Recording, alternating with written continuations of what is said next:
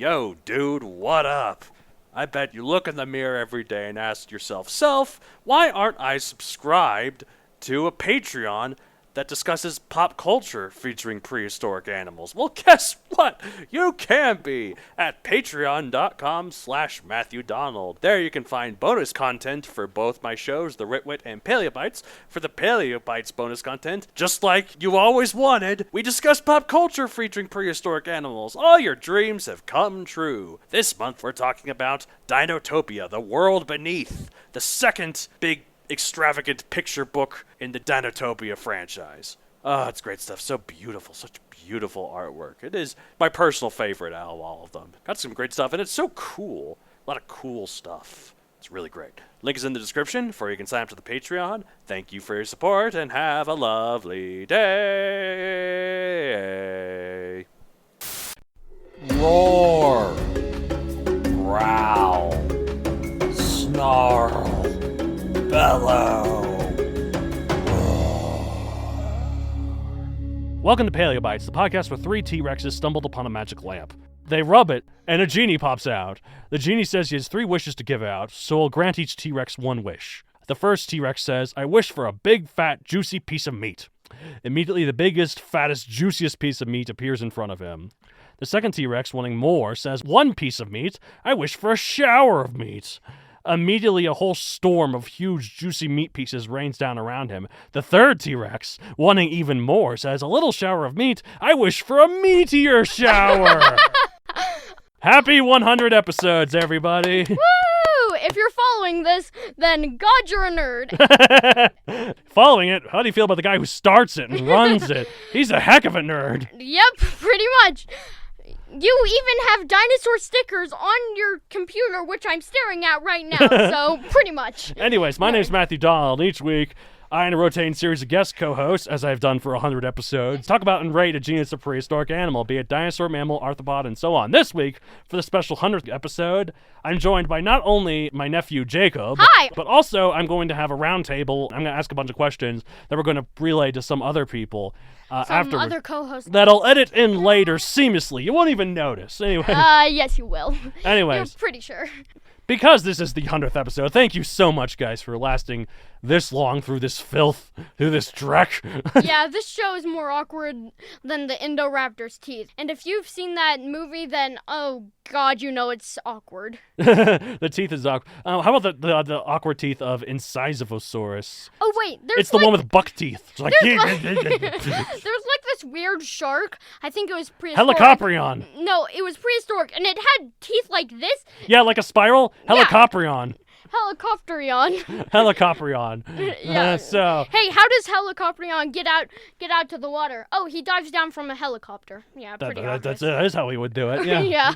Okay. Pretty much. So, we are talking about a very special creature.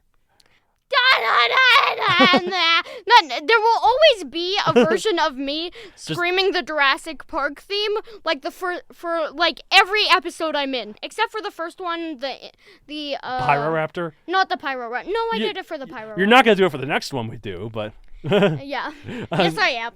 You'll figure out a way to fit it in. All right, but anyways, we're talking about Tyrannosaurus Rex, baby.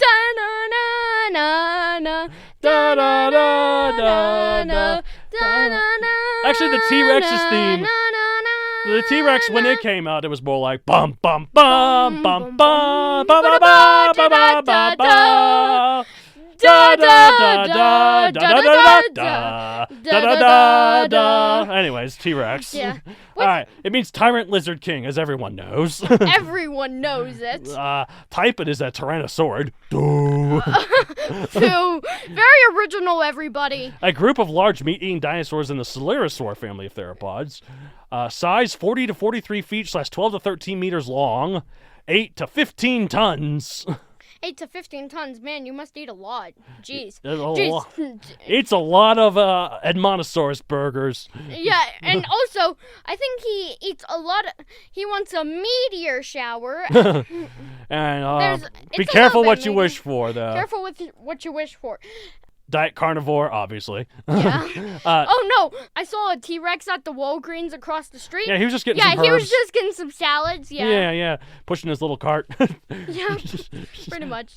Time, late Cretaceous, 68 to 66 million years ago. This was one of the victims of the meteor. This was one of the last ones. At the very end, the dinosaurs unleashed their biggest monster. Speaking of the meteor, the Atrociraptor just went, peace, I'm not going out like this. Yeah, I know, it left just before. Yeah. We got a fan of the show here. Yeah, pretty much. I really enjoyed listening. Oh, thanks. I appreciate it. I'm glad to have you aboard the show, too.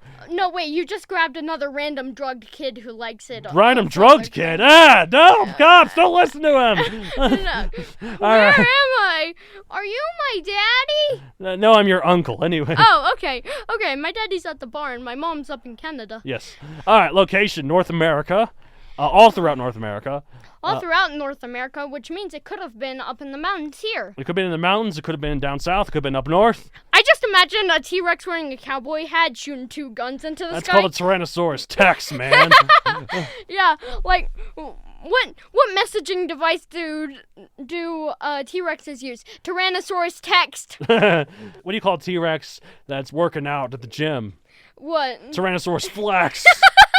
I'm trying to think. What do you call a T-Rex that's a witch? Tyrannosaurus Hex. Yes. What do you call a T-Rex with glasses? What? Tyrannosaurus Specs. Oh my god. Anyways, it was described in 1905. Yeah. Pop culture appearances. Here's a better question. Name a dinosaur-related work that doesn't have a T-Rex. Yeah. Jurassic Park, Jurassic World, all of the Jurassic Yes, Park. none of all those the have Jurassic- T-Rexes. Yes, no. All of the Jurassic World. None of them have T-Rexes. No, definitely not Camp Cretaceous. Yeah, no. Here is one that definitely does not have a T-Rex. You ever heard of Disney's Dinosaur? Yes, I have. I have. The one with the lemurs for some reason. Yeah, the one with the freaking lemurs. Why is this giant leaf eater just snacking on some leaves next to his lemur family, just sliding down his big neck? But anyways, though, that movie replaced T-Rex with Carnotaurus, like Toro from Camp Cretaceous, except they really oversized it in Dinosaur, though, so... Yeah. So they made it T-Rex size. But anyways, so even non-dinosaur related works like Toy Story, Tomb Raider, and Meet the Robinsons feature Rex. this species. Rex and the dumb dinosaur from the Meet the Robinsons. Yep. Which has that tiny hat, and it was the dumbest thing to me. Like, you could see that giant smiling mouth, and like... it was kind of like a dog, and it was tilted to the side, and the hat almost fell off, and it was very dumb. But it was just still funny. It was funny. All right, so here it is, the big boy, the king of all dinosaurs, the tyrant lizard himself, the tyrant lizard king, Tyrannosaurus Rex. Just the name alone inspires fear and awe in all those who hear it. As one of the biggest meat-eating dinosaurs, and thus one of the biggest meat-eating land animals of all time, and for almost a century it was considered the biggest. Before Giganotosaurus. and Mosasaurus. Mosasaurus wasn't a dinosaur, though, but... It counts. Nah, it doesn't count. It's more closely related to lizards and snakes. Anyways, this is naturally the most popular dinosaur, and maybe arguably the most popular animal overall in all of history. Even its puny arms are enough to make this thing less than the coolest creature of all time. I remember seeing a t-shirt on like one of my friends, and it was very dumb. It was like a pizza on the ground, and the T-Rex was trying to lean down, and the shirt above it said "The Struggle." There is the issue, like everyone makes fun of T-Rex's little arms, not realizing that the other dinosaurs like Carnotaurus and the other Abelosaurs had even littler arms, and no one talks about them. T-Rex was very much like you. Well, mainly because the T-Rex are 10 times more popular. Yeah, that is the reason. Like T-Rexes were the popular kids that just got everyone's votes as they were class the jocks, presidents. man. Yeah, they were like, I just imagine them trying to flex their muscles. And everyone's like, ooh, ah. Like he just flexes his tail muscles. Yeah. So let's talk about why this creature is considered so unbelievably awesome. First, as well as being enormous overall, its head was even bigger than even other large meat-eating dinosaurs. Tyrannosaurus' skull was extremely wide in the back and narrow at the front, giving it great binocular vision, a rarity amongst dinosaurs who often had their eyes to the side. And also, speaking of T-Rex and its head, it has the strongest bite force of any living man animal known to Living land enemy animal. man animal, yeah. Yeah, I just imagine a half man, half T-Rex. Like he comes. The manimals, yes. Yes, the manimals, the danimals. So Yeah. you're right, though, that it had a really powerful bite. In fact, it had a force of nearly 40,000 pounds per square inch. It was able to rip out hundreds of pounds of flesh and bone with a single chomp. Yeesh, why do I not want to be on the receiving end of that? This powerful and large head is actually why it had such little arms. Oh, the meat went to the head. They never got any room for the arms. Well, it's more like about balance, too. Like, if you look at like the other meat-eating dinosaurs like Allosaurus or Velociraptor, the heads are relatively a lot smaller compared to their bodies, and thus they could have longer arms. With such a large head, T-Rex needs What small... about the Indoraptor? Indoraptor... They didn't calculate that. Well, it didn't have really... It had a pretty small head, too, for... It didn't have a T-Rex-sized head. Well, it didn't have a T-Rex-sized head, but it didn't have a raptor-sized But head. also keep in mind the Indoraptor from Jurassic World Fallen Kingdom was a semi-quadruped. So it could balance itself a lot easier because it could walk on 4 legs. Yeah. T-Rex only has 2, so... Yeah, and also that thing has the best grip of any dinosaur, because while it was raining, he was able to hang upside down and see that there was a little girl hiding under the bed sheets. And I'm like, Yeah, how? Because it's a movie monster, that's how. Yeah, I know. I get that. Anyway. That's how Godzilla won King of the Monsters. Anyways, with such a large head, Tyrannosaurus needs small arms in order to bring balance and not be so front-heavy. Also, speaking of balance, how does Godzilla balance? I mean, I has know a it has really a tiny head. It has a really heavy tail and like a bulky body and stands upright. I know, but it has a tiny head, and I don't see how that head is not like. Well, because it's more upright, you know? I don't know. Yeah, I guess it's like the most iconic Godzilla scene probably is when he stares up into the sky and just shoots a bolt of lightning from his mouth. And how does storage work there? It's a movie, that's how. Okay. That's okay. Yeah, that's how T-Rex have those big chunky heads. Like, nothing is stopping the Jurassic Park movies from having a T-Rex lift its head up and shoot a lightning bolt from the sky, because it's a movie. Nothing, yeah, but then it would cross from historical fiction to just straight Yes, up it is fiction. historical fiction. Because The account of Jurassic Park of 1993, it actually happened. Yep. As for how this creature ate or preyed upon food, this is one of the biggest and longest and bloodiest, not really, debates in all of paleontology. Was it a hunter or a scavenger? Well, honestly, in my opinion, I really believe it was a hunter, because what else would you use that power jaw for? Right, exactly. Like, I get, like, the scavenger could be used to rip off meat very easily. Yes. But since it was such a big target, it could be hunted by smaller... Maybe, I don't know. Well, have you seen the intro to Camp Cretaceous, how, like, in the video... In the video VR game, yeah. Like, a bunch of raptors are annoying the big T-Rex. Right. They could still beat all of them, though. Yeah, I guess, but... in the finale of Jurassic Park, it easily took on those 2 raptors. Yeah, and also it easily took on Now, the if there were like Dominus 50 Rex. of them, maybe. Yeah, they... So, anyways. This hunter and scavenger thing, like most annoyances in the paleontological community, this all started with the arch enemy of this show, Jack Horner, who proposed the idea and stubbornly kept pushing it. The issue with this theory, though, other than vultures and insects, there really aren't any pure scavengers out there in the animal kingdom.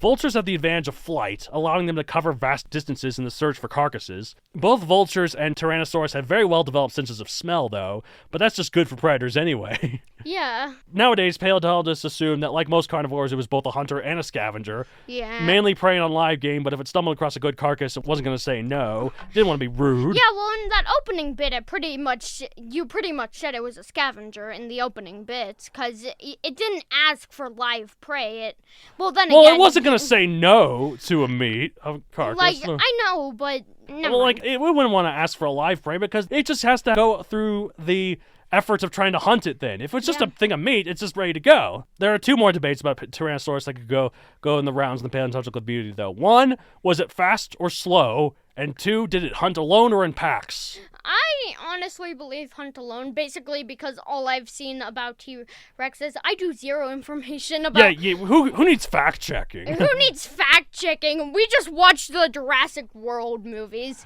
It's fine. Yeah, they're scientifically accurate, right? Enough. Yeah, they're scientifically accurate enough. Stegosaurus totally sheds its plates. Yep, definitely. All right. No, they're bone! You idiots, they're bone! All right. The most widely agreed upon answers to these are 1, usually rather slow, and 2, maybe small family groups at most. Yeah. You'd probably guess that they'd have small Also, Mom and dad, and a few kids. Yeah, maybe like just mom. How baryonyxes work in the Camp Cretaceous series. Yes, again, that classic documentary. Yes, the classic documentary. But in Camp Cretaceous, there are family packs of baryonyxes. Well, there are 3 baryonyxes. Right. Okay. So, now we got it all straightened out. There's a lot more we could talk about with Tyrannosaurus, but the show's called Paleobites, not Paleo 3-course dinners. Yep. However, here's something we can talk about before we get to a special part of the episode, a little thing where most people do not know. How do you write out T-Rex? T-R-E. You're so close. No, it's just T-R-E, period, Rex. Wait, T-R-E, period, Rex? It might be just T-E, a lot of period, people, Rex. A lot of people say it's uppercase T dash or hyphen, uppercase R-E-X. No, that's not how it works. Yeah, it is not how it works. That's not how it works, bucko. Those people are wrong. See, Tyrannosaurus is its genus name and Rex is its species name, like how humans are Homo sapiens and a lion is Panthera leo. Therefore, the correct way to write T-Rex is uppercase T, period, space, lowercase R-E-X, and then it's all italicized. That's dumb. It's science. It's how it works. That's like calling a Spinosaurus the Spine Rex. I mean, Spinosaurus' genus name is Egypticus. So you'd be called S. Egypticus. It lived in Egypt, yes. Okay, that's what I thought. Like Utah Raptor. The Utah Raptor. Don't get me started on the Utah Raptor. That is just the most unimaginative name. Like, we covered the Pyroraptor, which was named after a forest fire, that's pretty fair. cool. That's fair. But a Utah Raptor, that's just named after the state it was found in. That is just so unimaginative. You want to talk about unimaginative? How about this little flying insect? It flies around. Whatever you could call it. A fly! Yeah. Anyway, so that's the correct way to write it out. You wouldn't call a human an H. sapiens. You just call him a human. No, I actually want to be like... Hello, fellow H-sapiens. Hello, fellow H. sapiens. How is your day with interacting with other H. sapiens? H. space ape sapiens. Anyways, all right. Yeah, so dumb. now we go to a special part of the show where this is, since it's the 100th episode, we got to celebrate here. Celebration time. Come on. It's a celebration. There's a party going on right here. I should really just go take over every old music business. Yes. In the previous... That you definitely should, yes. Yeah, Okay. because I can mimic songs pretty well. You can mimic. Now, can you write songs? No. Then, I'm just gonna steal songs from lesser-known bands. I mean, that's just what artists do nowadays, anyways. Celebration time. Come on. So it's I'm gonna ask a bunch of questions, and various guest co-hosts from various other episodes are gonna come in and answer. So hi everyone. Say hi everyone. Hi. Whoa. Say that farther away from the microphone. Yeah. Sorry. Hi. Hi, I'm Christina Eilert. You probably know me best from the Neurologus Rex episode, but I have been on several. Yes. Yes, you have. This is a different Rex we're talking about today, though. Yes, a cute, more cuddly Rex. Yeah, that's what Neurologus is, not T-Rex. Yes. Hi, I'm Jake Chapman, and I'm usually just the quiet, shy guy in the background. It's true, and you haven't been seen since episode 5, 95 episodes earlier. I'm almost extinct. Oh, no. But you're back. Like Jurassic Park, we brought you back. Hello, I'm Stephen Kuro. I am an educator, a writer, and a total nerd. Wahaha. Wahaha, indeed. Hi, I am Lawrence Mack. I am the Overlord? Overlord of Dinosaurs, yes. Yeah, so Dinosaur Overlord. I just had my very favorite dinosaur tattooed on my arm. Yep, it's a Pachycephalosaurus. I like to think it's a Dracorex, though, just to really piss Jack Horner off. Right. Exactly. Yep. Hello, folks. I'm Natasha. I've been in and out of this podcast quite a bit since its start. For most of this time, I've been a transit operator, so often you get crazy bus stories off of me. And crazy hiking stories, because I also spend a lot of time hiking and adventuring. Yes, good stuff. And I'm also a walking encyclopedia of weird. Yeah, that's what we love about you. Hi, I'm Ben Regan. Probably remember me. I've done a couple of these now, some for the Patreon, some for Paleobites. Yep. God, that was embarrassing. I forgot the name for a sec. You forgot the name of this damn show. Okay. I'm Lexi, and I have been on Paleobites a good amount of times now. I'd say so, yeah. Yeah. Hi, I'm Laura Owsley. I've been on this podcast a couple of times. I'm the Denver tour guide with a day job at a restaurant and who was a professional stage manager pre-global pandemic. We were all a lot of things pre-pandemic. Including sane. I was sane. Yeah. Now I'm just a full-blown assassin. My Right. ninja skills have gotten so good. Yeah, he really perfected it during COVID. Yeah. Hey, I'm Christina Franklin. I've been on the show a few times before. Gotta love those tiny hedgehogs. Yep. Hi, everybody. And you were included too. Yep, I'm included because I've been in here twice. Question 1. Okay. What is your favorite appearance of T-Rex in popular culture? Honestly, I just really enjoy the Camp Cretaceous series. Specifically Camp Cretaceous. Well, all of Jurassic Park did great with the T-Rex. Also, the T-Rex sound effects. Oh, wow. They should have you dub over the T-Rex. Yeah, pretty much. But basically, just all of Jurassic Park did amazing portraying Yeah, I think so. all the dinosaurs. I'm also partial to the Land Before Time, the first one. Land Before... That Sharptooth is freaking scary. Yeah, that thing's terrible. Like, I remember seeing that as, like, a 6-year-old. I see, like, a murderous T-Rex running after this little baby pet, dinosaurs, yeah. And I'm like, oh, freak, run! Yeah, they like had big glowing red eyes. It could leap really far. Killed Littlefoot's mother? Yeah, How dare it? How dare they? Ooh. Well, I do love Rexy in Jurassic Park Yes. / Jurassic World. I've always been fond of the one that gets killed by the Spinosaurus. Which I feel bad for that guy. Yeah, which some have speculated is the baby of the second movie. I've also heard that, or I used to think it. Yeah. I don't know why. I just because that one, because they like to think maybe that T-Rex wasn't a full adult but a sub-adult or something. So and that's the only convenient one. Like, poor guy though. He was so guy. cute with his little and he had. Then he gets later to be killed by a stupid Spinosaurus. I do really like those the parents. Yeah, the parents that are dinosaur's good. parents, because they come in, hell hath no fury like a woman scorned. How about hell hath no fury like a mama Rex scorned? Yeah. Like, now, it's the dad that goes to San Diego, right? I think yes. Okay, so The dad's pretty cool too. yeah, the dad got to see California, man. Modern California, like that's pretty cool. And actually, the Japanese group that's running away from him in the crowd. Yes. If you translate what they're saying, they actually say, "We left Japan to get away from this." I like that, and I like how the screenwriter is the guy who tries to break through the door, Yes. and then the T-Rex grabs him and eats him, and he's credited. Oh, was as, that who that was? That was the screenwriter, and he's credited as unlucky bastard. Wow, David well, Coep. he had an amazing scream. Yeah, that was pretty good. So, but do you have another one though specifically, or because I'm sure a lot of people are going to say the Jurassic Park one. There's a lot of.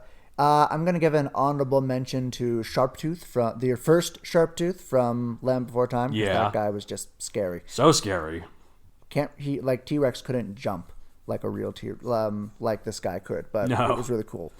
Yeah, no, he could jump like crazy. I'm also fond of the one from Toy Story. I relate to him. Yeah, Rex, of course, he's goofy. I mean, he's not really a T-Rex. He's a toy of a T-Rex, but I'm gonna count him. So Close enough. That is a hard question. yeah, and there's so many more options. They're not all the same. Like a lot of people have been saying the T-Rex in Jurassic Park. Or See, that's what I was gonna say, but I think I think the most epic use of it that I liked and sparked that feeling was when it comes out as the good guy and the victor in the Jurassic World. Yeah, yeah, that was pretty good. Specifically the Jurassic World one, yeah, that one's pretty cool. That one, yeah, I think that would be my favorite use because everything else is just kind of invokes fear in me. There's one that doesn't, and I'm not sure if this counts because it's a toy. Or I was gonna say, or Rex. Rex from Toy Story, yeah. Because he's great. He's so funny. He's always like, It's like he's so anxious. He is. He's like, I'm afraid I'm just coming off as annoying. Yeah, so I guess I do love him as well. Yeah. I was trying to think of other cartoon ones, but I don't.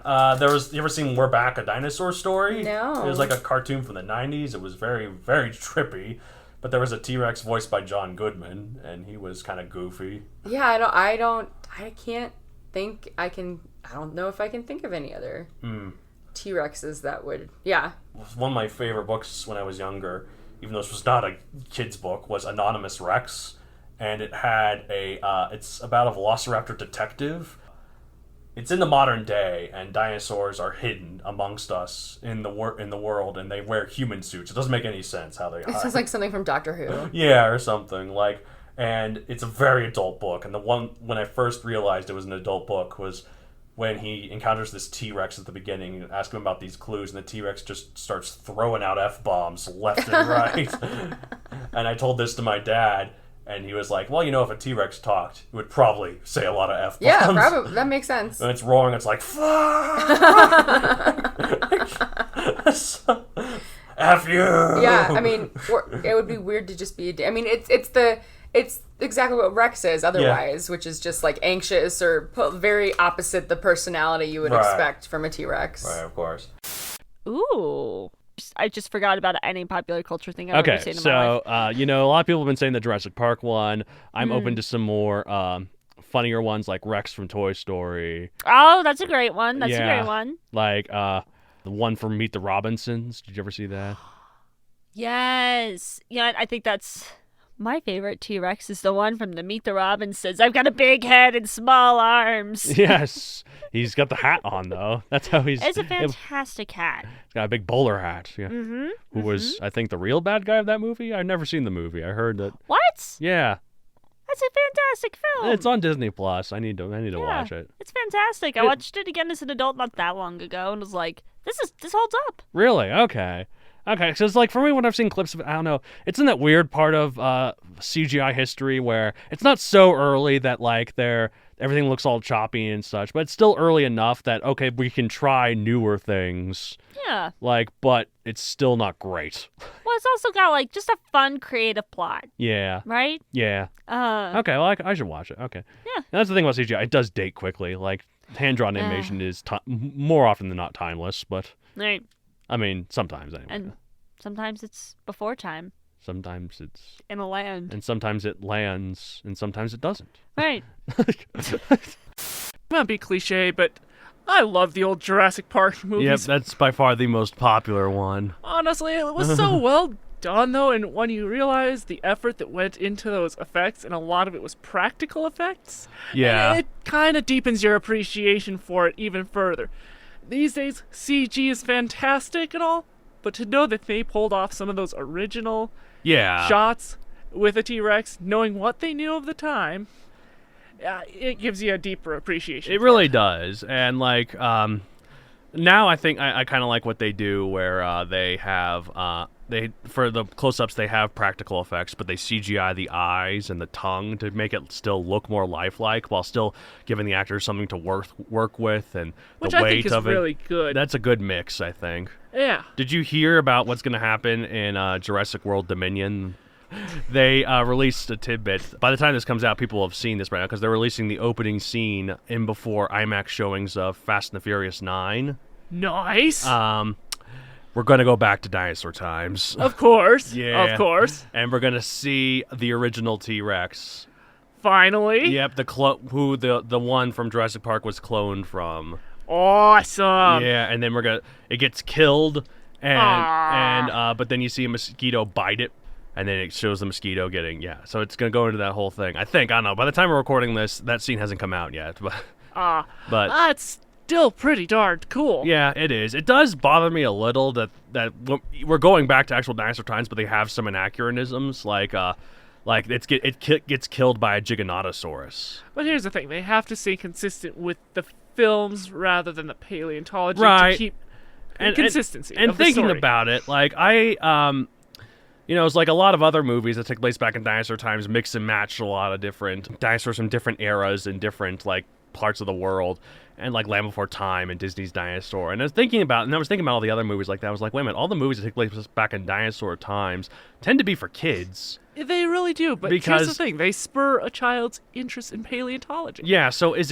should Jurassic Park be held to a higher standard? I don't know. I would say not necessarily. It is a movie. Like, I mean, I've always said that, like, movies can do whatever they want as long. It would be kind of like asking, should Marvel stick closer to the Norse mythology? Right. I'm gonna say no, because then they would have to rate everything R to deal with the Norse mythology. Did you see that in Loki? The new show Loki, the new as in when this has come out, which in the first episode, which is the only one that's come out since I've recorded this, they reveals on a sheet of paper about Loki information that his gender is fluid, which is consistent with the mythology. I saw that actually in a screenshot. I don't have Disney Plus. Yeah. No one in my household does.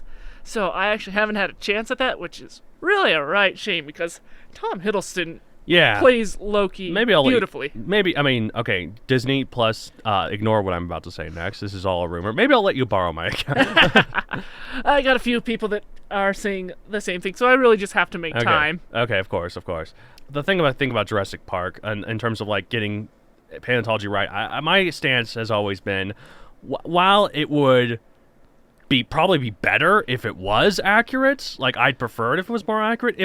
It being not accurate isn't the end of the world. It's fine. Like, it's a movie, so and it markets itself as fiction. Exactly. And that's what it's good for. Yeah. And plus, this opening scene of Jurassic World has a Moros in it, which is a little T-Rex relative that was first described 2 years ago. So clearly they love dinosaurs. So the fact that they had these dinosaurs be from different places is a legitimate, deliberate choice. Yeah. So, and like, because they do know that when they were making the films, they did have some paleontologists consulting. Yeah, exactly. So, it's going to be cliche. I would say The Land Before Time rather than Jurassic Park. With Sharptooth. But that movie is, even by animated standards and fictional dinosaur portrayals, is so over the top and nonsense I can't in good faith count it as one. So it has to be Roberta, or as she was just called back then, Tyrannosaurus, breaking out of her paddock and attacking the cars. Right, in Jurassic Park. Yeah, I love that we call her Roberta. Like, I've heard her called Rexy before, and I think that's all right, but that's a very cliched name. I like Roberta. I got sick of Rexy just because everyone was using it. It just sounded really dumb. It's like... Yeah, it's not very creative. Yeah, Roberta, man. That's good.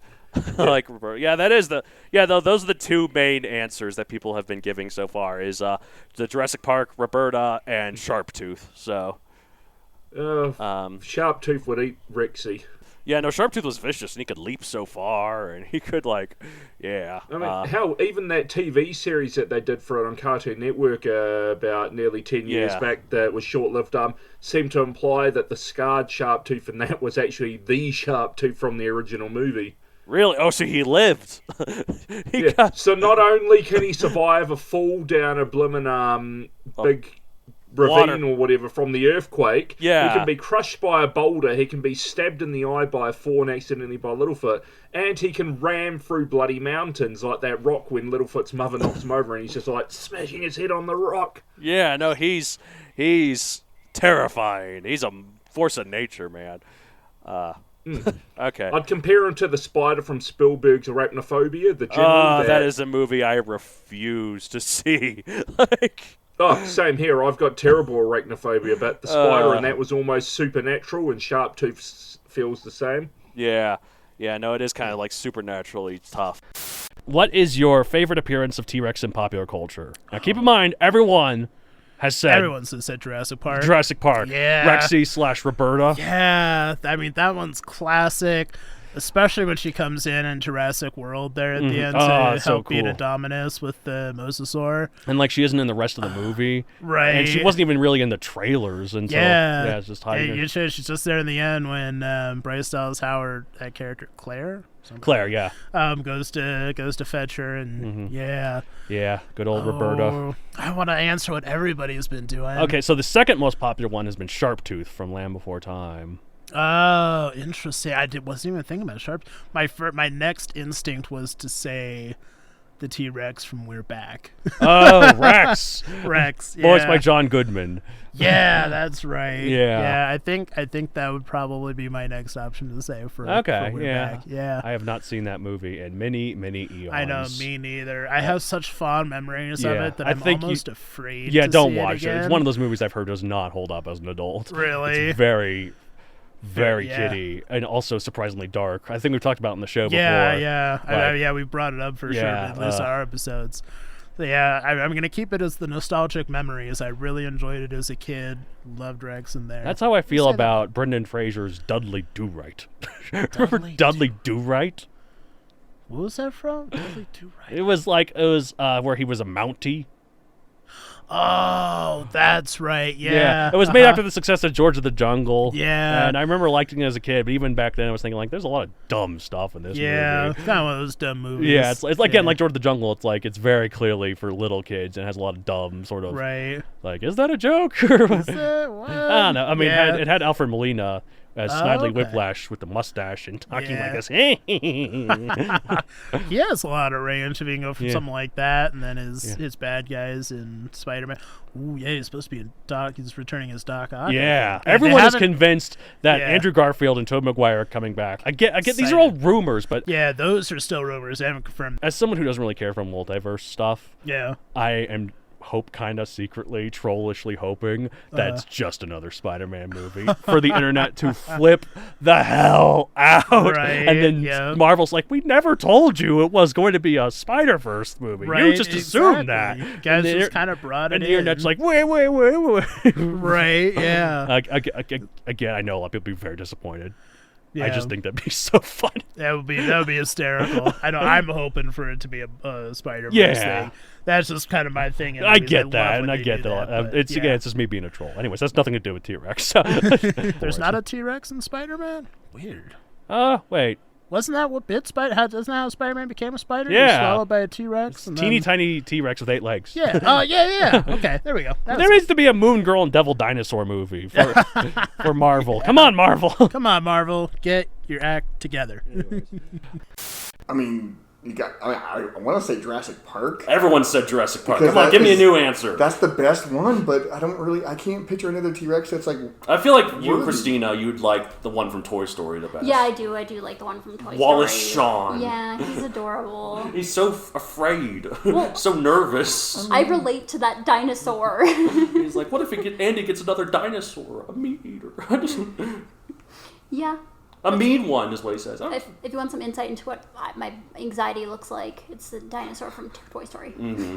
And I like how from the third one onwards, he gets like a kind of a girlfriend, the Triceratops one. That's the same. Oh, yeah. That's the same. You can tell it's the same toy manufacturer because the faces are very similar, except she's blue while Rex is green. But I mean, blue is legit. Toy Story actually has a lot of dinosaurs in it. Like there's that one, and then there's like a raptor you see in Toy Story 3 at one point. There's a whole special called like the Toy Story that time forgot or something. Oh, There's a bunch of dinosaur soldier toys from this part dinosaur line. They have like spears and armor and other stuff. It sounds familiar to somebody's book. Yeah. Well, no, they don't have guns, unfortunately. No guns, just regular weapons. They just have spears and hoplite armor. But all right, what about you? If you had to pick one that's not... I mean, was it a T-Rex in The Good Dinosaur? Oh yeah, the T-Rexes were cowboys in that one. Yeah, there was like weird T-Rexes in that. That movie as a whole was weird. I still haven't seen it. Like a lot of dinosaur stuff I've seen. I have no interest in seeing that. I thought it was really sad. Yeah, that's the thing. Like the main character just looks like he's about to burst out into tears all the time. Yeah. And, like I don't like that. Also, I don't like how cartoony he looks compared to the realistic world. Yeah, that too. It's kind of jarring. Yeah. Okay, so it's a little common, I guess you could say. Is it the Jurassic Park one? No. I've actually Okay, 'cause I've never seen. You've never seen Jurassic? Oh my God! I've never seen Jurassic Park. It might be too late for you. You might watch it now and be like, "What's the big deal?" So that's kind of like one of the reasons why I've never seen E.T. I've never watched Jaws either. I've actually never seen Jaws either. So I have no intention of watching either of them, honestly. yeah, no, I get it. Maybe one of these days I'll force you to watch Jurassic Park, but No doubt. okay. But anyway, sorry. It's actually the T-Rex in Meet the Robinsons. Oh, really? Actually, only one other person has said that, so it's not that common on the show, at least. So you're good. But it's hard not to like it. Yeah. How does he wear that hat? How does the hat stay on? I'm guessing the legs hidden inside the hat dig into his head. That's way more violent than I expected. Especially for a kid's movie. Well, right. Well, isn't the point of that movie that you think that one guy is the bad guy? Turns out the hat was the mastermind. Like, yes. Yeah. Like, so. And the guy never dealt with his anger.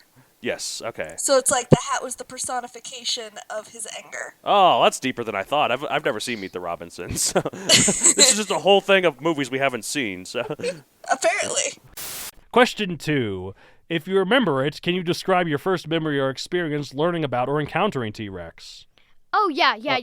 I can remember that. I remember when I was born, I saw a freaking T-Rex open its jaws and try to eat me. Whoa, that's how your life started? Wow. No, that's how your my life is an adventure. That's how my previous caveman life ended. Oh. No, that's my most recent one. In this lifetime, honestly, it was probably when I first came over to your house and I got to see Jurassic Park with you and Grandpa. Yeah, that was cool. Yeah, that was the welcome to Jurassic Park. Da da da da da. The earliest memory I have is not the first because I already knew what it was at the time. But basically, I was probably I was probably 7. Okay. And my brother, who's 4 years younger, was super into dinosaurs, and we watched Jurassic. Oh, he was into dinosaurs at 3. Like 2 for sure. Wow, cool. For sure. It took me a bit longer, but yeah. Yeah, he was so into it, and we were watching Jurassic Park, I think the first one. Yeah. And you could tell that he was terrified nice. of the T-Rex when it comes in in the car. I believe there's a T-Rex. Is that that's? Well, yeah. It goes and it puts his head in the car where the kids are. Yeah, right. And so he kept roaring at the television because he was trying to fight back. Yeah, he was just to show I'm not scared of you, but at the same time, this is terrifying. Oh, so that's my so first cute. memory. It was pretty cute, and I'll have to say, he's not wrong. It's pretty scary. Pretty scary, yeah. Yeah. The more we learn about it, the scarier it gets, honestly. We think it did hunt in packs now. A pack of T-Rexes is pretty damn scary. Right, and its bite, as I mentioned before in the past, it was one of the strongest bites in the animal kingdom. Also, we found a lot of bacteria fossils in its teeth. Interesting. Bad tartar, buildup. Kind of something like that, but we think it could have been like what we used to think Komodo dragons did, where when it bit you, it would also infect you with the bacteria that could really damage.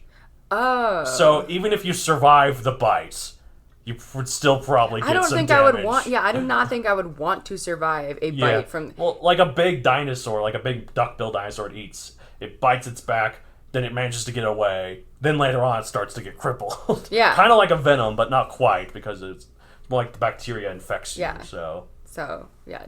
Pretty not a clean mouth. No, not at all. I'm sure it's breath stuff. Which is also why it swears so much. Yes. Because it's a literal dirty mouth. It can't brush its teeth because of its arms. Yeah. Looking back, it would probably be something to do with Land Before Time. Well, that's a pretty scary T-Rex to be your first. Sharptooth is terrifying. Oh, totally. That's probably the earliest I can remember, but there might have also been some coloring books as well. Yeah. Does Barney count? Did you ever watch Barney as a kid? We don't talk about the existence of Barney.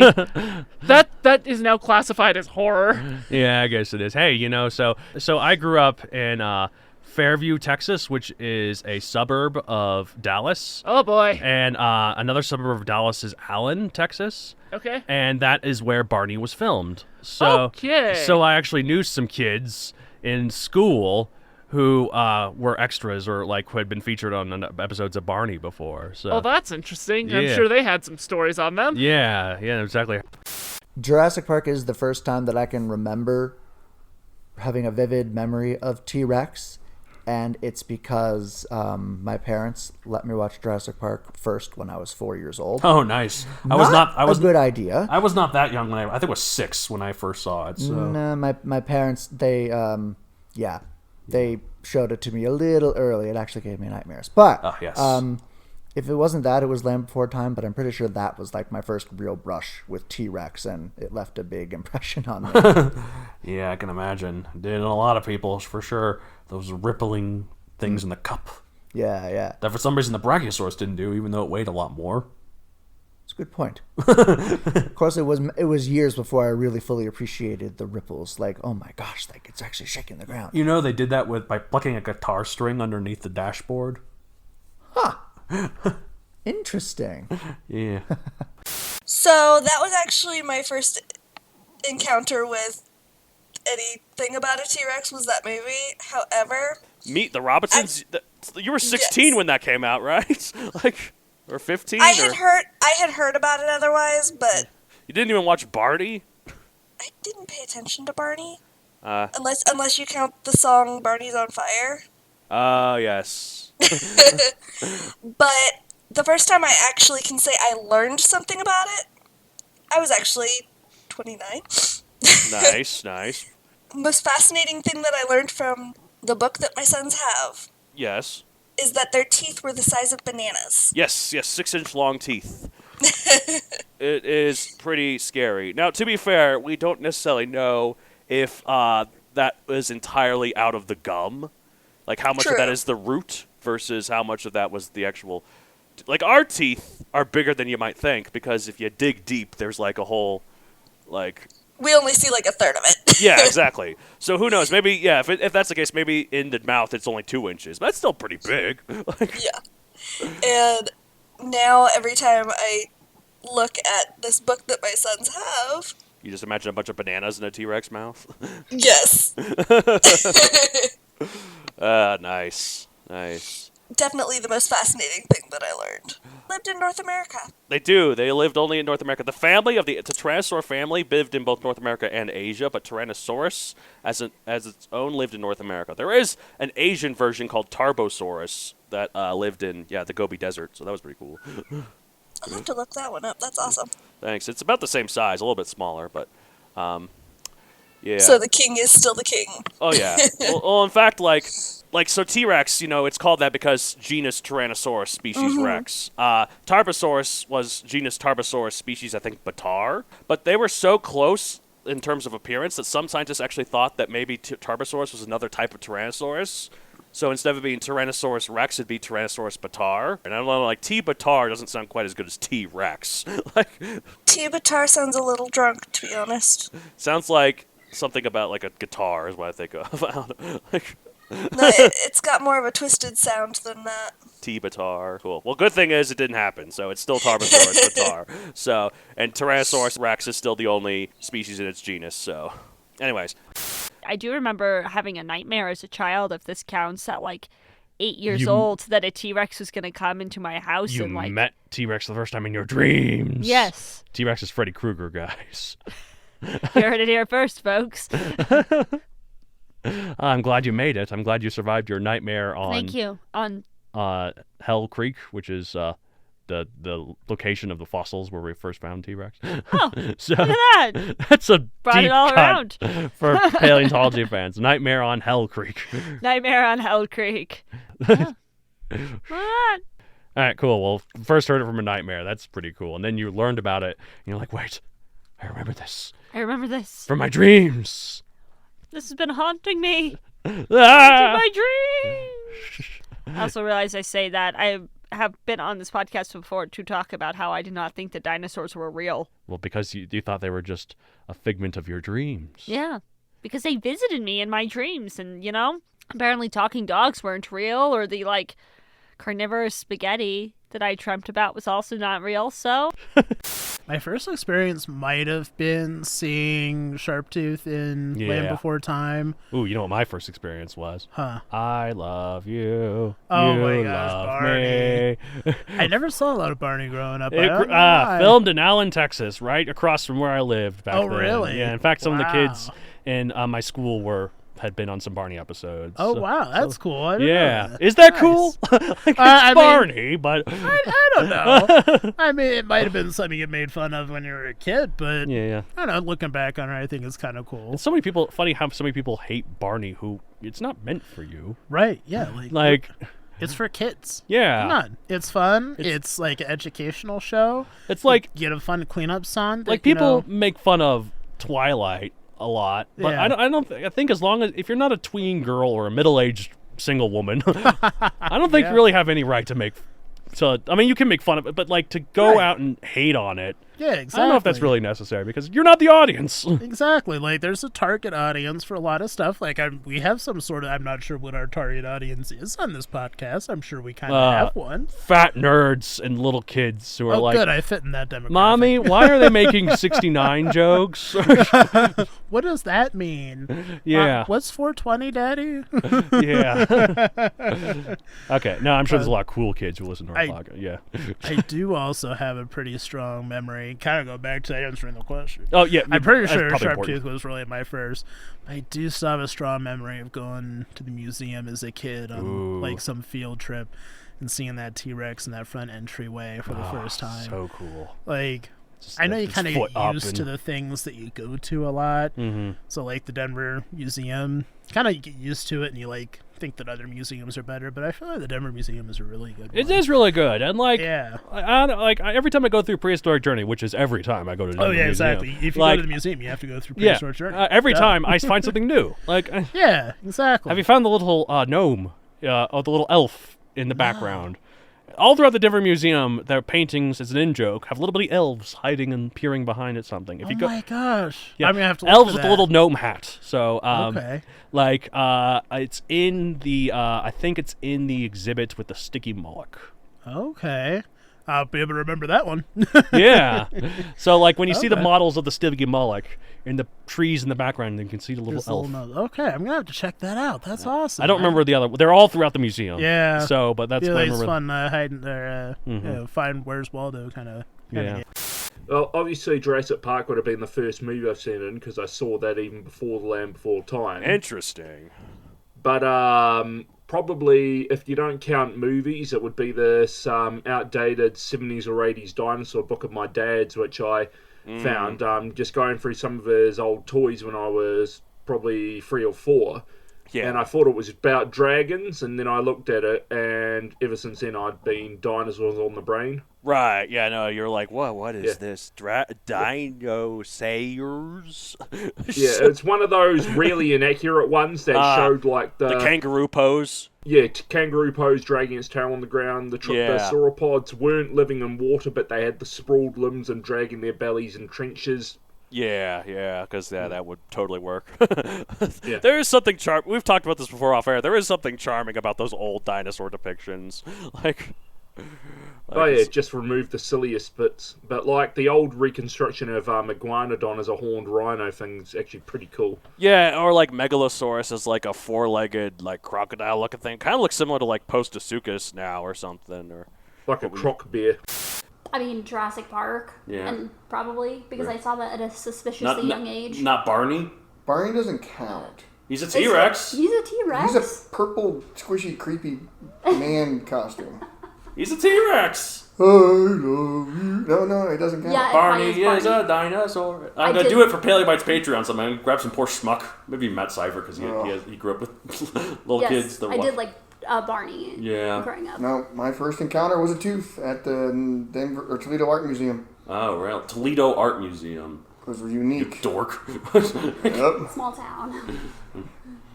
Toledo strikes me as like one of those places that wouldn't really have it. They would have a museum just for obligation, but just be like, actually, back in Bible times when T-Rex we had King Tut. I guess that's true, okay. We had Tut in Toledo. Up here's Tut, the person who enslaved all the Israelites. Bring him to Toledo. Of all places. I shouldn't get on to too much on, but I do because they're fun to make fun of. I mean, I love a bunch of Ohio people. Yeah, because I mean... Oh, it's Ohio. I thought it was in Kansas. Okay. Oh, it's in Ohio. Yeah. Oh, okay. Well, then that's different. Okay, maybe Ohio's fine. Take pity on us Ohio people. I mean, Toledo Art Museum, we have all the fossils, but it's like, it's Precambrian, Cambrian. Ooh. Brachiopods and trilobites. Yes, You can find them by the truckload. Nice. Yeah, we went to a whole place out there, searched for fossils. It was actually really, really fun. I think I found some. We would take you when we go to Cedar Point. Yeah, let's go. Because there's a bunch of quarry pits where you just literally just dump the rock and you're out there. And it's literally so easy to find them. That sounds cool, yeah. I'm down. Yeah. Question 3. If you encountered a live T-Rex in real life, what's your escape plan? My escape plan? Yes. Stand perfectly still. Because there's... that's a load of BS. That's really? Not... Yeah, really? no. Then grab a gun from the store next door, shoot it in the eye, shoot it in the other eye, then run. It won't be able to... I like to see your... I'd like to see your aim under pressure with a real gun. Actually, I've shot BB guns and a 22 rifle. Oh, wow. Yeah. You're already well more experienced than I am. Yeah, Prude Ranch had a thing where you could shoot 22 rifles. Okay, as well of course as you're from Texas. Of course you've shot a gun before. Of course the 11-year-old has shot a gun before because he's from Texas. No, wait. This was happening when I was 9. Oh my God, Texas is crazy. Yep. Is Play Dead a good option? If it's the Jurassic Park T-Rex, then yes. Right? Yeah, exactly. Like, because that one can't see you if you don't move. Can't see if you don't move. Just like my cursor says every time it wants to hide from me on my monitors at work. It's true, because like when you move your cursor, then we stop moving it, it disappears. Exactly. Wait, is it actually disappearing, or is it us just not seeing it when it doesn't move? Us not seeing it. Yeah. I'm convinced. Although sometimes I feel like it just does disappear. Yeah. Gosh, I don't know. I mean, it kind of depends on... Are all the T-Rexes like Drax, or like we're supposed to be like Drax to the T-Rex, where it's like, we're moving so slow that I'm invisible. Yeah, we if we stand still, we can be Drax. Yeah. To the T-Rex, like exactly. I mean, I'd probably get me eaten. I mean, the guy in the toilet wasn't moving, and he still got eaten. That's true. I think he screamed. It's true. He did scream. Yeah, so that could work. And he was on a toilet, and T-Rexes have great senses of smell, so. Wouldn't that, I mean... Well, the smell that actually that would have repelled the T-Rex, wouldn't it? Yeah. I know. I was just gonna say, does that whatever you're into, you know. Right? I mean, they eat animals whole. I'm sure they get bits of that occasionally. Yep. I would assume. Changing the subject. Right. Yeah, this is the little kids part of the episode where we make the poop jokes. Yeah. Okay. Yeah. That's what I was thinking. Yes. Yeah. There we go. But yeah, I know. I just imagine like you're standing there, and the T-Rex is like, "Dude, how long have you been standing there?" And you're like, "An hour." Slowly eating the nuts from my bag. I'm invisible. I am invisible. I cannot be seen. And then the Raptor's like, "Hi," and then you're like, "Damn it!" That's the crossover we didn't know we needed. Yeah, exactly. Ron? No. I mean, yeah, but can you be a little bit more creative? I would try to. I guess it depends where I am. Where am I? Let's see. You are walking in the middle of a street, but like not like a big busy street. You've ever been to Golden? You've been to Golden, right? I used to live in Golden. Yeah. Main streets with all those shops. You're just walking. Then a T-Rex is just walking down the street looking for someone to chomp, and then it sees you. I would run into Woody's Pizza. Oh yes. Because my guess is that a big T-Rex is not going to bother with something tiny as me in a place as cramped as a pizza parlor and go after someone else. And plus, you could get a real meaty pizza and throw it to distract him. That's true. There. So, okay. Well, obviously, don't stand still. Oh yeah, that works.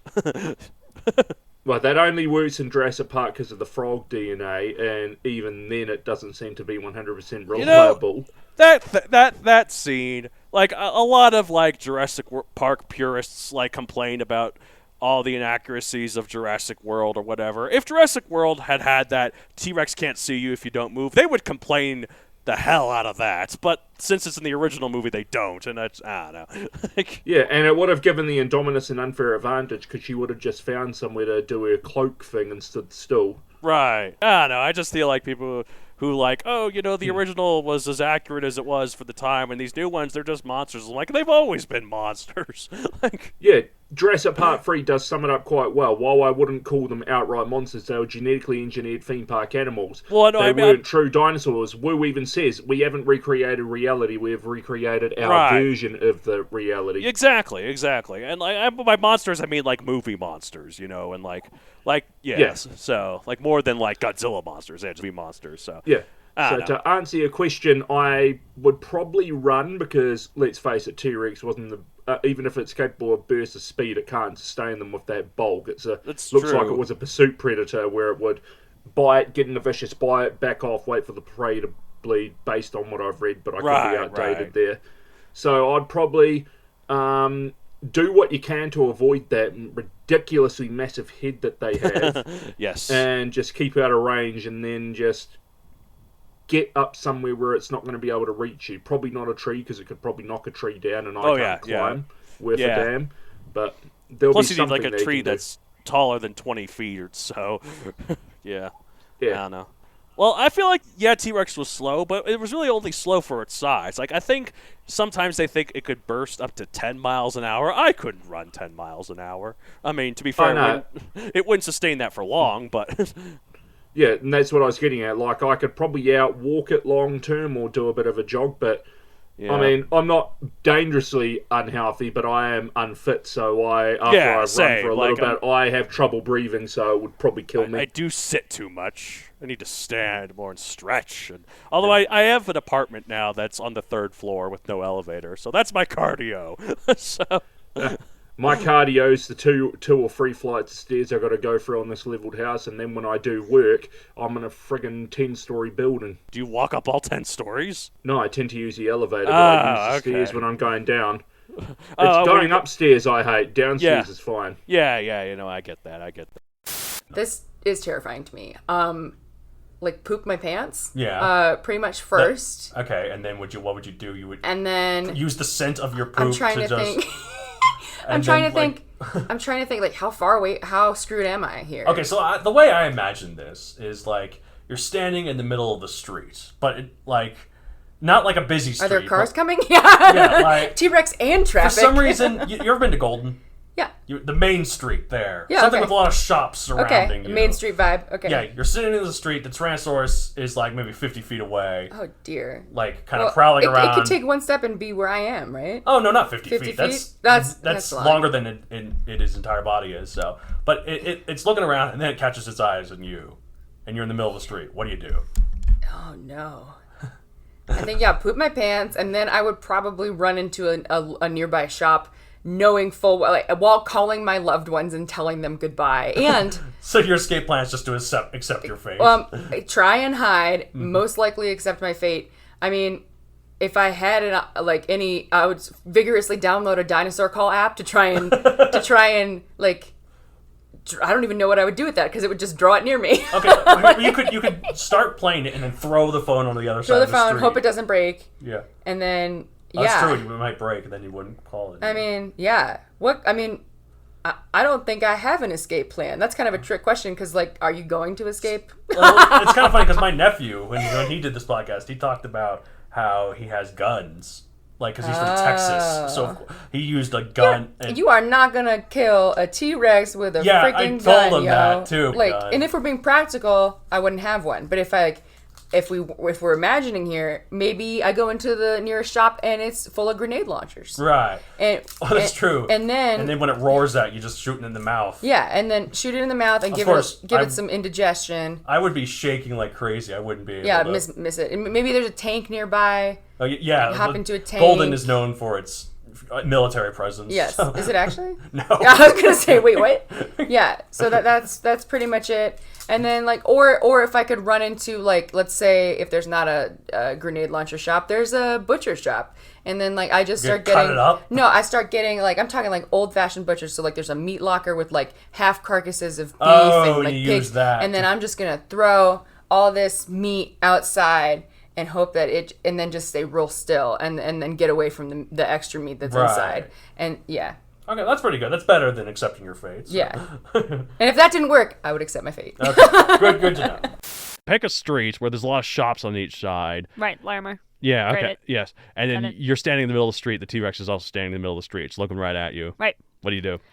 So if we're talking Larimer Square in downtown Denver, my first instinct is to actually just stand perfectly still. You know that's hogwash, right? Jurassic Park lied to you. Now. It had an amazing sense of smell. It would just be like, free food. Well, in that case, there's a lot of smelly things around Larimer Square. I'd say that in a good way. So my first plan would be to actually duck into probably Larimer Records Cafe, because that's the first place I can think of off the top of my head. Yeah. And I would just cover myself in coffee. Oh. And then the T-Rex famously doesn't like coffee. Right. They're actually famously against caffeine. Yes, that's true. They are actually all Mormons. Oh. Oh, yeah. Well, that makes sense. Every single T-Rex. Wow. It's one of those, not every rectangle is a square, but every square is a rectangle, okay, right? Not every Mormon is a T-Rex, but all T-Rexes are Mormons. Right. Okay, that makes sense. I was wondering why a T-Rex knocked on my door the other day. I was like, can I talk to you about Jesus? Right. I was playing... They're working on their reputation.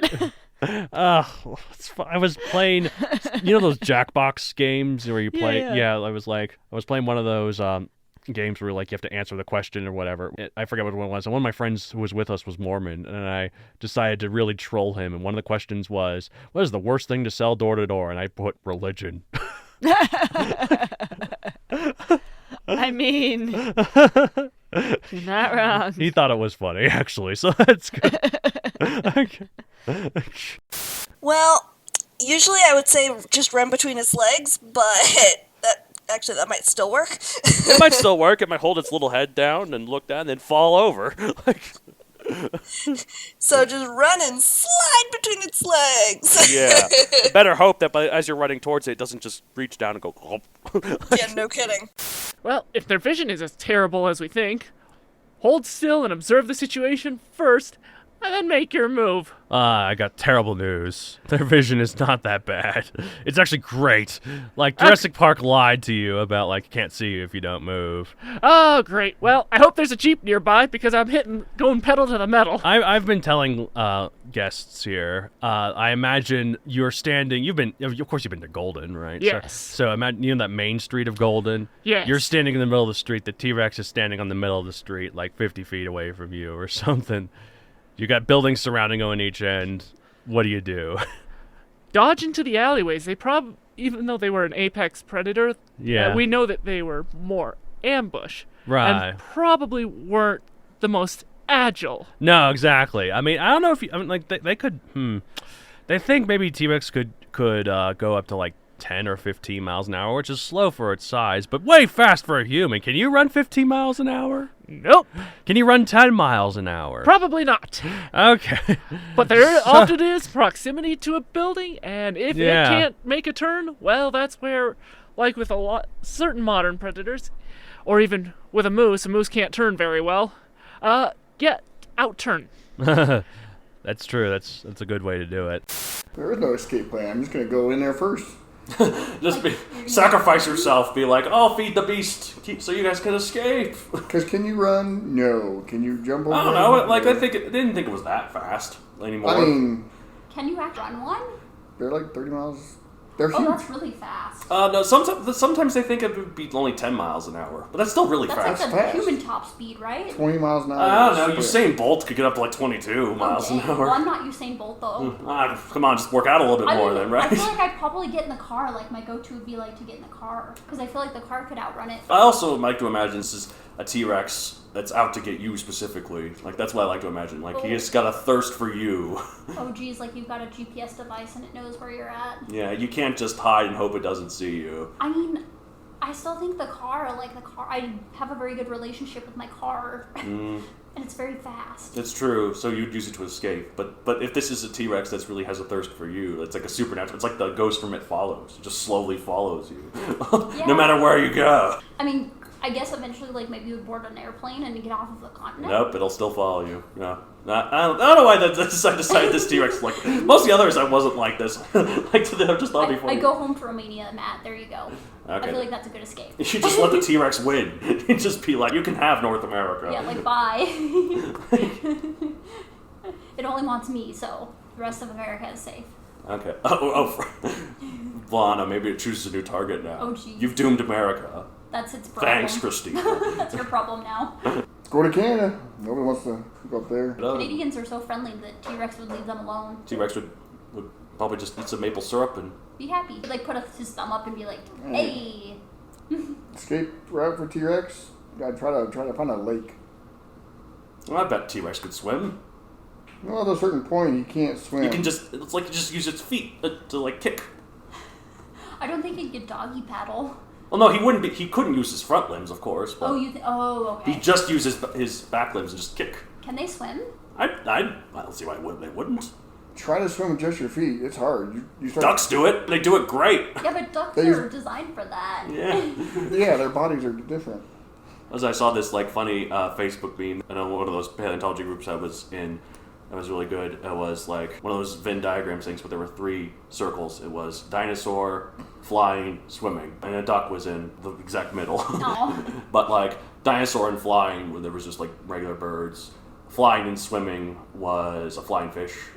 Dinosaur and swimming was a Spinosaurus. One, and then like, yeah. Question 4. What does T-Rex mean to you as a dinosaur fan or as a non-dinosaur fan? You're a dinosaur fan, so... Yeah. I think what it means to me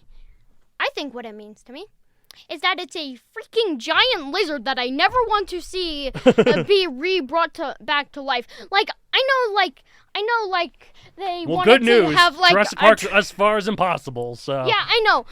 I get why they wanted to bring back, like, these huge creatures that we know nothing about, pretty much. But bring out some of the cute ones and keep them cute. The problem with us humans is that we always like the challenge of it all. If we have the option of bringing back dinosaurs and we don't bring back T-Rex, we're doing it wrong. Yeah. Like...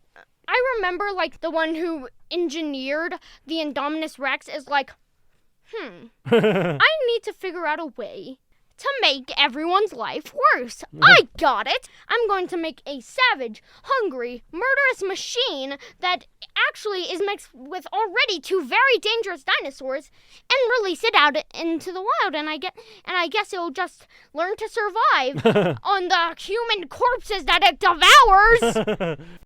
You know, I would think that I would be scared just of the thought, just from everything that I've seen or heard or had depicted to me.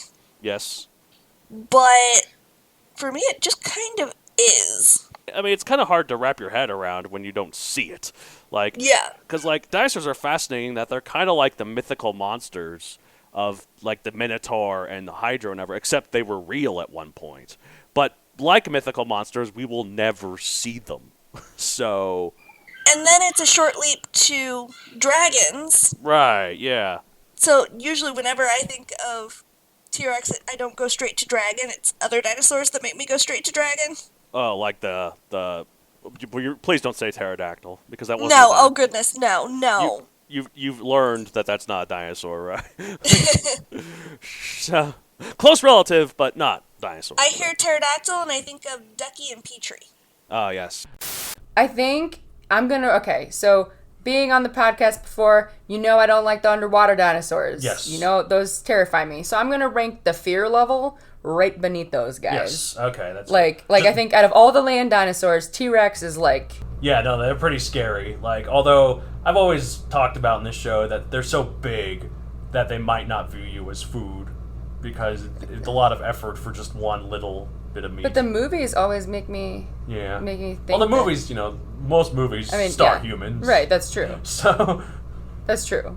I just would be terrified. I mean, yeah. No, as you should be. The whole third question is theme direct. No, it is out to get you. What's your escape plan? Because what does Tyrannosaurus Rex mean? It means Tyrant Lizard King. Yeah, I mean, now who's gonna want to face that, right? It's just Well, it's true. We found a lot of different dinosaurs, meat-eating dinosaurs, that are bigger than it now. For a while, T-Rex was the biggest. We found a few that are bigger, like Giganotosaurus and Carcharodontosaurus, all these other longer names. So are those scarier? That's the thing. We still think T-Rex could beat them. Because it had a bigger bite, it had a stronger bite, and it's got a mouth on him. Yeah, and it was smarter, and so, yeah. Yeah, and Pretty just scary. I don't know. And also Jurassic Park definitely does a good job with the tension building of the T-Rex. With like, I feel like there's several shots probably where like it's the hot nostril breath on the inside of the car, or the airplane, or like whatever. Blows the fog on the window. Yeah, it's just like, and then a slow shaking. It's like a haunted house. It's like it is kind of like a haunted. I feel like the Raptors were scarier in that movie though, because they could go inside and stalk. I guess that. For me, and just, I don't know, it's just so iconic, like the water shaking. That's true. The huge footprints. It's weird that the Brachiosaurus didn't make the water shake.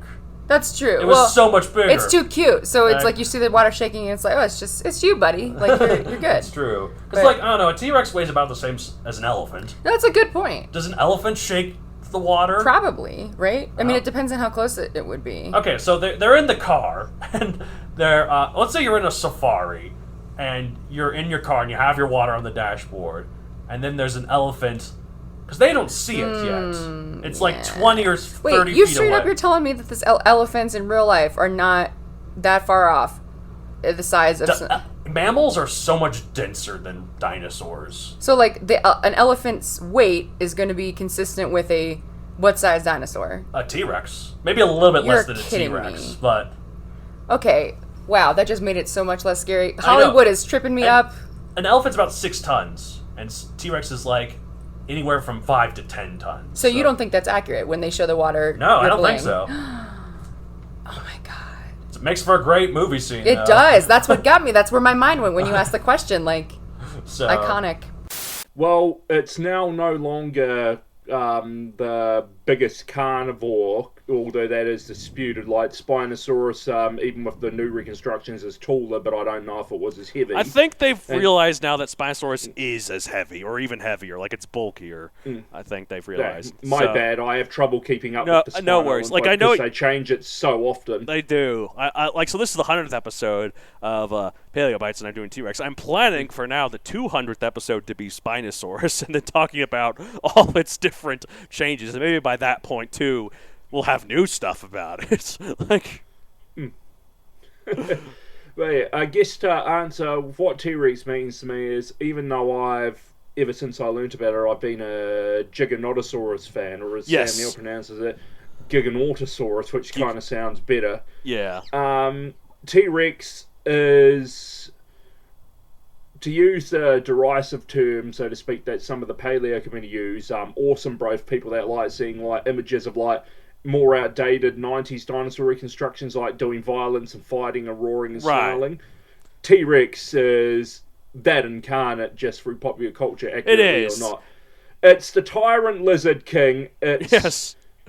It's worthy of respect, like, even ignoring all the silly old Rex and Spino arguments online, even beyond Jurassic Park, or the Rex Giga stuff, which I've been guilty of in the past, although I was a Rex fanboy in that regard, despite being a Spino fanboy too, it's one of the oldest known biggest big carnivores, so it's been in popular culture for a long time. It's well built for getting in, taking a bite stuff. I think you described it best with saying that, like, really, like, the perfect personification of the violent 90s monstrous dinosaur. Like, it's kind of the Chad of dinosaurs. It's also one of the dinosaurs we know the most about. It is. We know so much about it. Because of all the fossils. It's well known. Kids love it. It looks awesome. It's got a cool name, even if it's supposed to be Tyrannosaurus, not Tyrannosaurus Rex all the time. But you can't top Tyrant Lizard King. Yeah, it is probably the coolest dinosaur name, Tyrannosaurus Rex. And it's true. Like, the Rex is the species, so it's like you don't see anyone saying Allosaurus fragilis all the time. Like.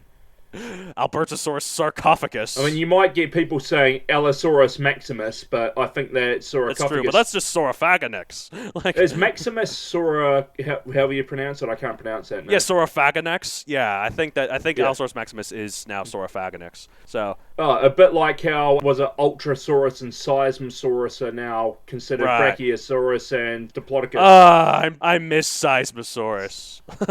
But no, because T-Rex is, it's the big one. Like, T-Rex is the jock of the meat-eating giant theropods. Allosaurus is the nerd. I feel like because I grew up watching Jurassic Park, like, it was, like, the epitome of just something that was really scary.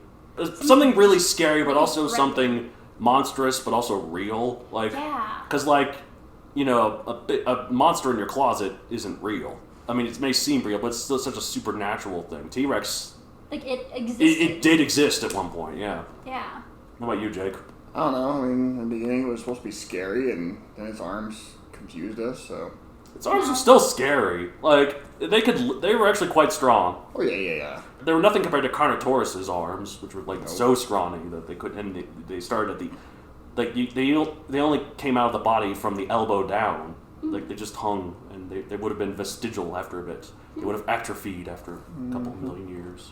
I think now T-Rexes, though, I usually see them in like really cute cartoons on Facebook. Oh, so that's true. now he's like a. Oh, and it's true. The costume. Yeah. The like it's shoveling. I know. Oh, that costume will never not be funny. I don't know how they do it, but that costume in any situation is so funny, and it doesn't get old.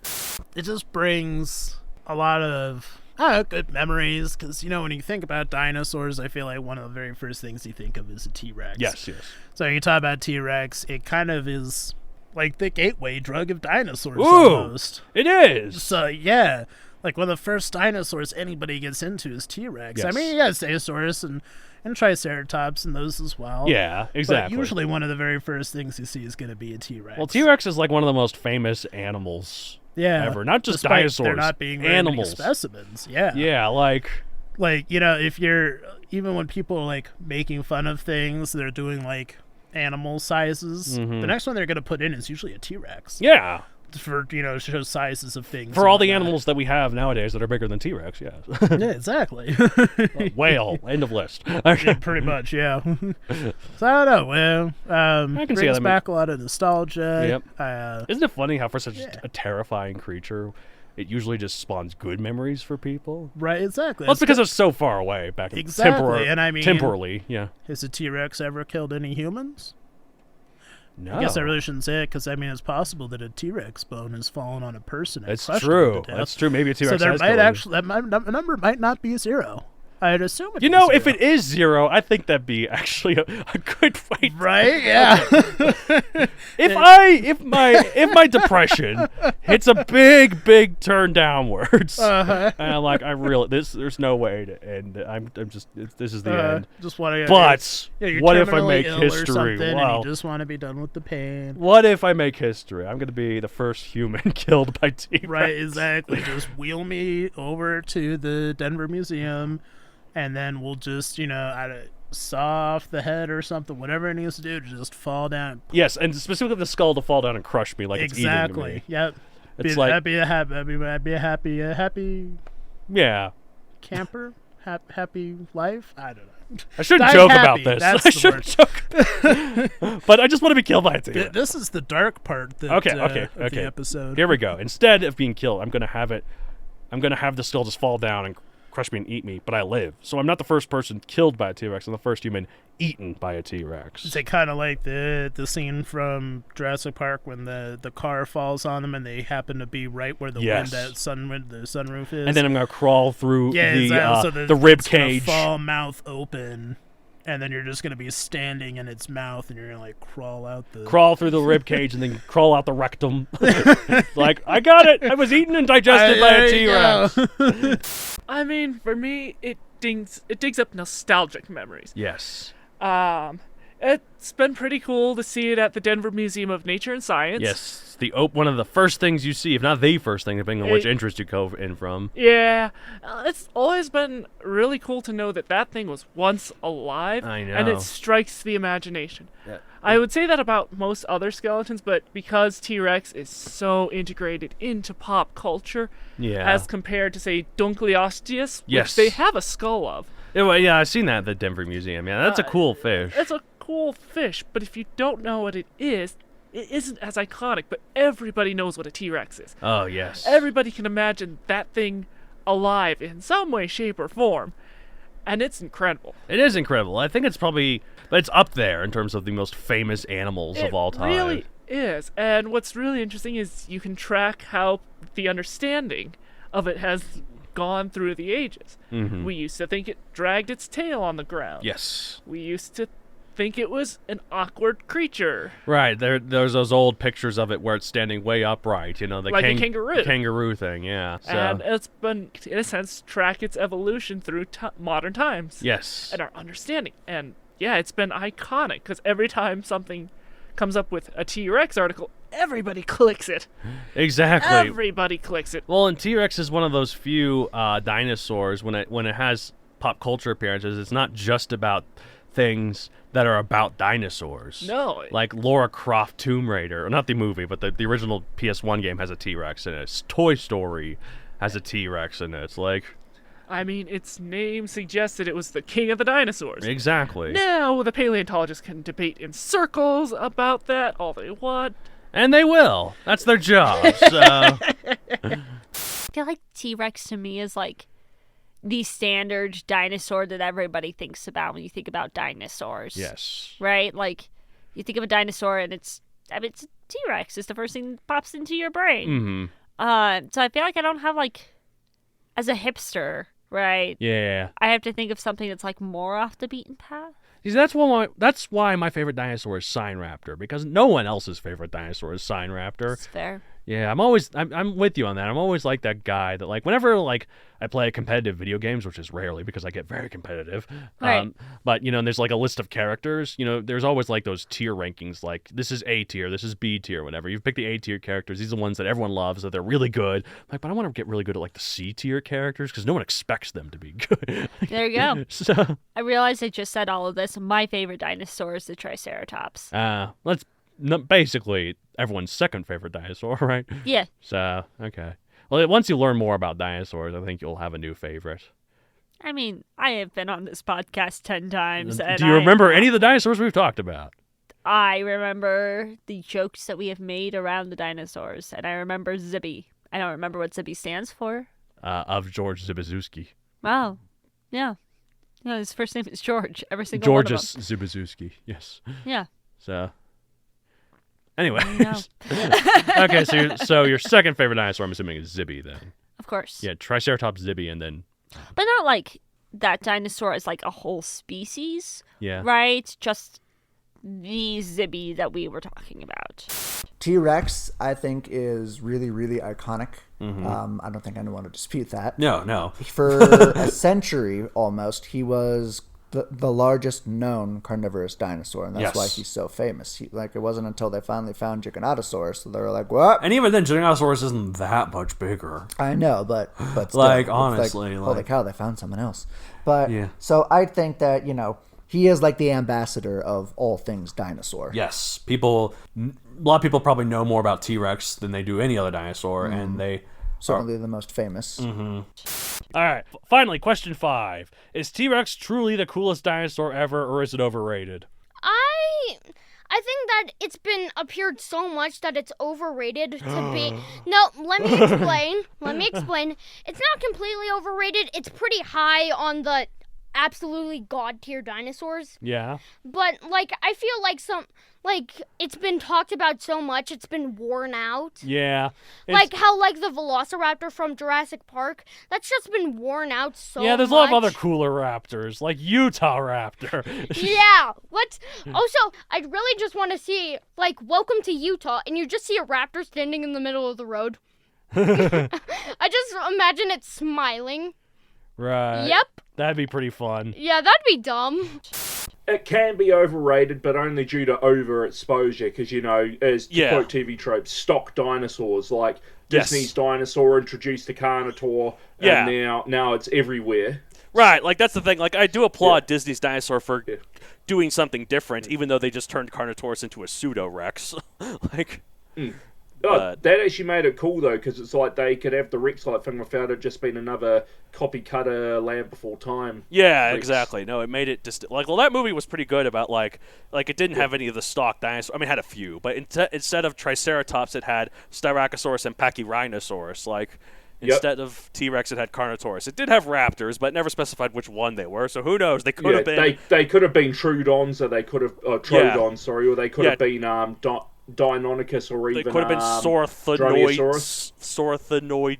I've never pronounced that one. I'm not going to say it's overrated by any means, but I am partial to the Raptor family. Yeah. Maybe it's because I also am a fan of their descendants, the Hawks and the Eagles. Yes. And I've always had a love for them. Yeah. So I personally think that the Raptors are a bit cooler. Yeah, they are, I guess. Yeah. But I will not say that T-Rex is overrated. Yeah, it's fun. It's dynamic. It's got a lot of cool stuff to it. Like the fact that its bite force is like one of the strongest of any land animal ever. Yeah, to ever exist. I don't think there's anything that really rivals it today, although I could be think wrong. the great white shark might come close. I if think the not great white, exceed you're right. it a little, but... Yeah, but you throw in the aquatic world, and we're talking a whole different ballgame. Right. Yeah, no, that bite force, the reason why it had such little arms is because it had such a big head. It's counterbalance, you know, so... Which does make it an interesting creature, because those arms are seemingly useless, but we know that they actually had some musculature to them. Yes, they were quite strong, so... T-Rex could really lift some weights. Tyrannosaurus flex, you know. I don't know if I would call him the coolest dinosaur ever. I do think he's a teeny bit overrated because, I mean, how many dinosaur movies can you think of where T-Rex is the villain? A lot. A lot. I want to see heroic T-Rex. Oh, there was one Ice Age. She was heroic. The third Ice Age. The mother it was a Rex, Baryonyx that was an oversized white Baryonyx. They ripped off Jurassic World before Jurassic World came out. So Jurassic World ripped off of Ice Age 3 Dawn of the Dinosaurs, yeah. Goodness gracious. You know, the Rex in The Lost World isn't really a villain. He just wants his baby back. That's true. And in Jurassic Park, the first one, while the Rex is a big obstacle, it's the Velociraptors that are really the villains. Right. That always stood out to me. Like, the Rex saved them. Well, technically, he just wanted the raptors. But, yeah. or she. I keep calling it a he. No, Rexy's a lady. Rex is a she. What am I talking about?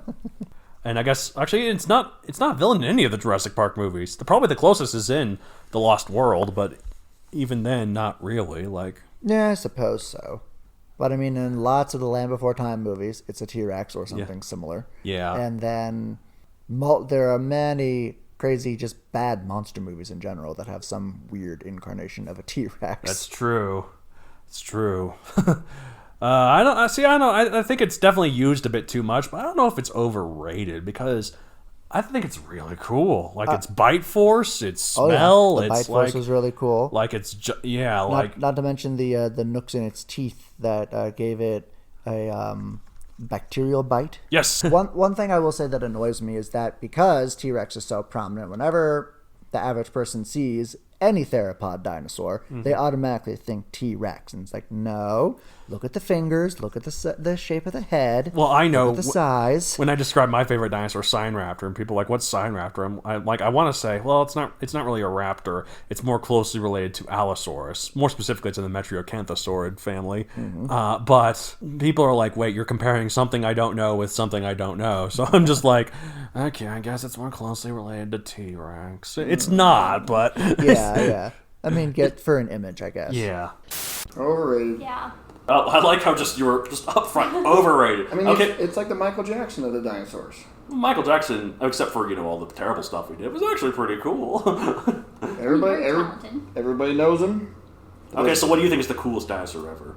Spinosaurus is my thing. Not really. It is interesting, but it's also all those Ceratops. Spinosaurus and the Ceratopsians. But it's also hard because I like the giant Titanosaurus or Argentinosaurus. Certain ones, certain categories. I like the long necks. Certain ones of those. They're Podicus for a while. But it's just it's cool. And then I used to like the Pteranodons until I learned that they're not a dinosaur. You can still like them. There's nothing wrong with liking them. And Dimetrodon is not technically a dinosaur. Pteranodon is a lot closer to a dinosaur than Dimetrodon is. Oh. Pteranodon is actually an archosaur, which is in the same group of reptiles that includes dinosaurs, crocodiles, and pterosaurs. So that's in the same group of reptiles. Dimetrodon isn't even a reptile. It's a mammal. It's a mammal ancestor. Yeah. We're more closely related to Dimetrodon than dinosaurs are. Dang. Mm-hmm. I feel like there's a couple ways of thinking about T-Rex, because we were just talking about in terms of its effect it has had on popular culture and just how we think of it as humans. I wouldn't say it's overrated at all. It brings a lot of attention to paleontology and dinosaurs. Right. And it really helps kind of fuel, kids' imaginations. It is. Even adults' and the imaginations. name, man. It's one of the first things you put in the movies if Yes. you're going to do something cool. Yeah. So I would say it's not overrated in that regard. No. As a dinosaur itself, yeah, probably a little bit. I don't know. There were That's like, some other maybe. I don't know, like Might- Giganotosaurus is slightly bigger, but Right. it doesn't have the giant head, and it doesn't have. Although I guess its head is actually bigger than T-Rex. Never mind. Yeah. But it doesn't have the crushing bite, and it Right. doesn't have like the sense of smell, and it's dumber than T-Rex. It has smaller brain cavities. I don't Right. know. So I mean, it could be. I mean, Spinosaurus there is might pretty be cool. something out there that we haven't even found yet. That's I'm gonna. even more. Ooh. You know? Ooh. So I mean, because we've only 32 specimens of T-Rexes we found. And that's like it. It's like a surprisingly low number. But we've I got think. some good complete skeletons, though. Yeah, like Sue and is that's a still really good 32 one. specimens. That's better than That's better than a lot of 90% things. of dinosaurs. Yeah, so. for sure. But yeah, So- compared to some like Coelophysis where we have hundreds of complete skeletons. Exactly. Like, Yeah. So, So I'm not really sure if it would be overrated or not in that respect. Obviously, my favorite dinosaur is a Pachycephalosaurus. Well, of course. But T-Rex is really up there. I do for think, me. yeah, like if someone says, "What's your favorite dinosaur?" It's like, and they say T-Rex, they're like mainstream. Right, crap. exactly, like mainstream. I mean, the point that My favorite is Shawanosaurus chilicianensis. but my favorite is Chris Hemsworthosaurus Rex. Oh, that's everyone's favorite. Exactly. He's not a dinosaur. This is a man, a handsome, Right? muscular He's a man. Manosaurus. It's like a pirate had a baby with an angel. We're referencing that a lot. Yeah, we are going all Marvel today in our references. Oh man. I mean, the fact that you could like say that if somebody says something like, "Oh, it's so mainstream," I think just kind of shows to its popularity. And, That's true. and its good influence that it's had on. It's true. It's true. things, I think. so, Yeah, I think you're yeah. right. T-Rex isn't overrated. It's really popular, but it's like it deserves it. It's kind of like, The Lion King for Disney animated movies. Super popular and huge, but it kind of deserves it. While like Velociraptor, in my opinion, is kind of like Frozen. Super popular. I Yeah. don't think it deserves it. Right? Exactly. Because they misrepresent it. Yeah. So You say Velociraptor, the first thing that pops into your head is Jurassic Park Velociraptors. Yes. And that's just not right. no, exactly. So yeah. Even, now, like, we know that that's not it, but that's still the first thing that pops Exactly, into your head. and there's yeah. other raptors that are the Jurassic Park Right, raptors, exactly. like Dakota Raptor and Utah Raptor, Yep. and no one cares about them. It's Nope. Velociraptor. It's going to be the Velociraptor. 'Cause it sounds cool. Yeah, I mean, it does sound pretty cool. It does. I'm gonna have to go with overrated. Oh, really? What's cooler than it? Come on, it's Ducky. Well, I don't know if Ducky is cooler, but she's your more personal favorite. Like, More personal favorite, yes. But personally, I actually prefer the Spinosaurus over it. yeah. So, like, the one, like, yeah, that's pretty cool. Like, the big sail on its back, the crocodile-like Yeah. jaws. Yeah. Plus, now we think Spinosaurus was aquatic, so that's pretty cool. Exactly. It even has a newt-like tail now. It has a fin on its tail. And as someone who is still not comfortable at 30 with swimming, Yeah. I mean, that's pretty darn cool for me. Yeah, it's true. He's a little overrated. I mean, don't get me wrong. I think he's a cool dude, but like, also, wasn't he like not the most lethal? He was not the biggest anymore. We now know of several carnivorous dinosaurs that were bigger, but he still has the strongest bite of any of them. He is the smartest out of all of them. I mean, that's relative, but and yeah. So How do we know? because of the brain size compared to the other ones, I mean, the brain cavity. I and have a stuff. fairly large head, and in comparison, there's nothing upstairs. That's true. right. I could dump water in your ear, and you could just have a little tank in there Right. with right. your little brain fish swimming around. Yeah. The goldfish actually makes all the decisions for me, which is why I have a 5-second attention span. The goldfish is like, go to Pepperidge Farm. We have the meats. I've got a man on the inside. Go set free all the fish in the ocean. What is this podcast? I don't know. I don't think it's either of those things. I don't think it's overrated. Yeah. But I don't know if it's the cool. Like, I don't know as much about dinosaurs as you, but we have talked about some cool dinosaurs. So, Yeah. so like, I don't know if I can go on record with my knowledge being like, it's definitively the coolest. But Right. it's pretty damn cool. That's true. That's true. It is pretty cool. Like, the bite force is crazy.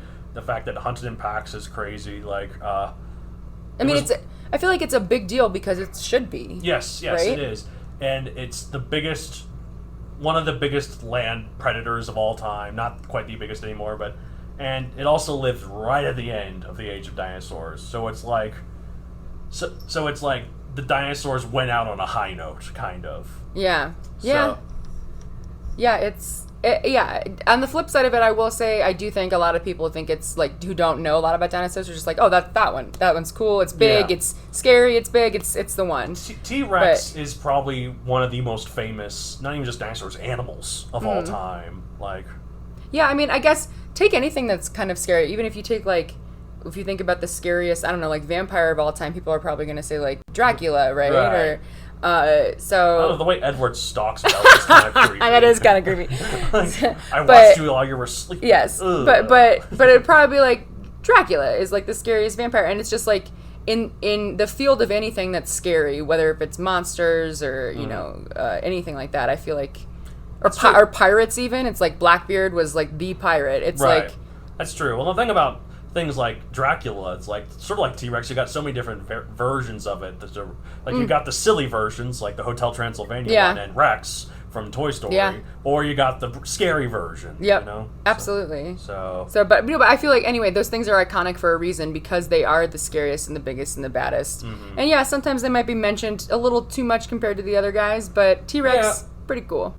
And I just realized I haven't answered any of these questions myself, so I'm going to do that real quick. Oh, and no, I did answer the T-Rex one with the sharp tooth, that one. Yeah. If you remember, can you first describe your first memory or experience learning about encountering T-Rex? It must have been Barney. That's dumb. That's a classic example. It's the most accurate depiction yet of T-Rex. Anyway. Yep, a giant purple dinosaur. Question 3. Let's see if I encounter a T-Rex in real life. What's your escape plan? Run. I think I could outrun a T-Rex. Yeah, it wasn't kind of slow. We remember saying it was pretty slow in this. Alternatively, get in my car as quick as I can. Just drive the hell away. Yeah, that's where they got it wrong on having an island. What if they escape? Oh, wait, yeah, right. We're surrounded by water. We're only gonna let the people who figure out how to get on escape boats escape the murderous dino rampage. Question 4. Let's see if it was T-Rex mean to use it. T-Rex, I don't know if it means anything more to me. It just encapsulates my love of dinosaurs, but also it's just the classic badass dinosaur. Yeah, pretty much. And that's why I bring up for the question 5, is T-Rex truly the coolest dinosaur ever is overrated? I think it's used a lot, but I think it absolutely deserves it. It deserves. There's so much cool about T-Rex. It deserves a big crown. It deserves to be a Tyrant Lizard King crown. It deserves to be the dinosaur overlord. Hi. Hi. Yeah, Yes, that was who was trying your throne. I remember that That's episode. Right. The Mr. Lawrence Mack, the dinosaur overlord, who I'm already probably answering questions about here. Yeah. But pretty much. I'm sure he's gonna come in and I am the dinosaur overload. That is completely my idea. Please don't stop taking it from me, please! Okay. All right, now it's time to rate the animal 1 out of 65 million, this classic thing. Why do I have a feeling that everyone's gonna rate it 64.9, 64? I think it has to be 65 million. I feel like it has to go out on a high note. I'm gonna be bold. 3 million. Nah, that's not. All right, so 65 million for me. What about you? I'm gonna say 64,000,9999999. I'm just going to be that just guy. So close to 60. No, so close to perfect, but just not quite. It lost 1 Infinitely point because close. it's just taken. Okay, it's gonna rise a debate, but it might gain 1 point / lose 1 point for this. It's a T-Rex. That gains it 1 point, which gets it to 65 million, but it takes it away in the exact same idea that I brought up earlier, that it's just so overused. It is. There are so many other dinosaurs that could easily rival the T-Rex's throne. But that's okay, though. It's pretty Gigantosaur. Cool. Anyways, what about you, other guest hosts? What do you rate it? I'm going to give him 63 million. The lowest rating so far out of the 2 I've gotten so far. I mean, I think it deserves a solid 60 out of 65. Ooh, what makes it lose the 5 million, though? Honestly, again, it's my love of the Raptor family that they were so colorful, so dynamic. Personal preference, yeah. It really is. I will not deny T-Rex that on the cinema, it is king. Yeah. Oh, I love that scene in Jurassic World Fallen Kingdom when it roars just as the volcano behind it erupts. It's dynamic in that sense. Yeah. It's an incredible predator that existed. Yeah. Um, And it was also like the last big dinosaur predator, which sort of implies that dinosaurs were only getting bigger and better, and if it wasn't for the meteor, who knows where they could have gone. It is interesting to consider that. I just happen to have a love for the raptor family and the fact that there are all these other dinosaurs with so many more diverse features.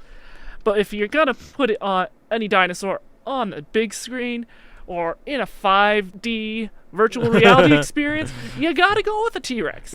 If I could say, nothing's, perfect, maybe. It's got those little tiny arms. Maybe they were for wings. Who knows? I don't know. I've actually thought about that. Right? I've been saying that more and more in the last, year, I think, where people are like, maybe those little tiny arms were actually, for wings or something. I thought that before it was cool. Because I actually, I think somewhere on, if you search some old forums, I had an idea of, what if we had this thing where dinosaurs, what we know about dinosaurs is completely wrong. And, there's so many things that don't fossilize. Is, yeah. And, so I was like, what if the T-Rex little arms are actually just the base of long wings, and those are the only parts that fossilized. Right, yeah. Its wings are made of, a more a material that breaks down a lot easier or something.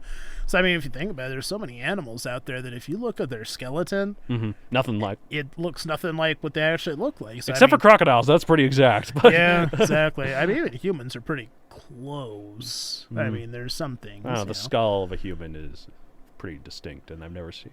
Yeah, but if you if aliens were to come and they see a human skull, they'd never have a nose on there like we have. It's true. They'd all think we'd be Voldemorts. That cartilage we'd be Voldemorts in their eyes. We'd all be Voldemorts. Or exactly. Davy Jones is. There's a lot of noseless villains. And then who knows about getting ears and hair right? It's just so hard to. Yeah. Yeah. So we have these guesses, but who knows how close it really is.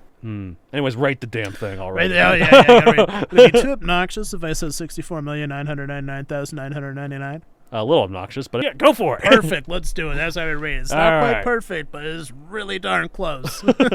What could it do to be perfect? Have wings. Exactly. Yeah. If we could figure out that it had wings, 65 million easy.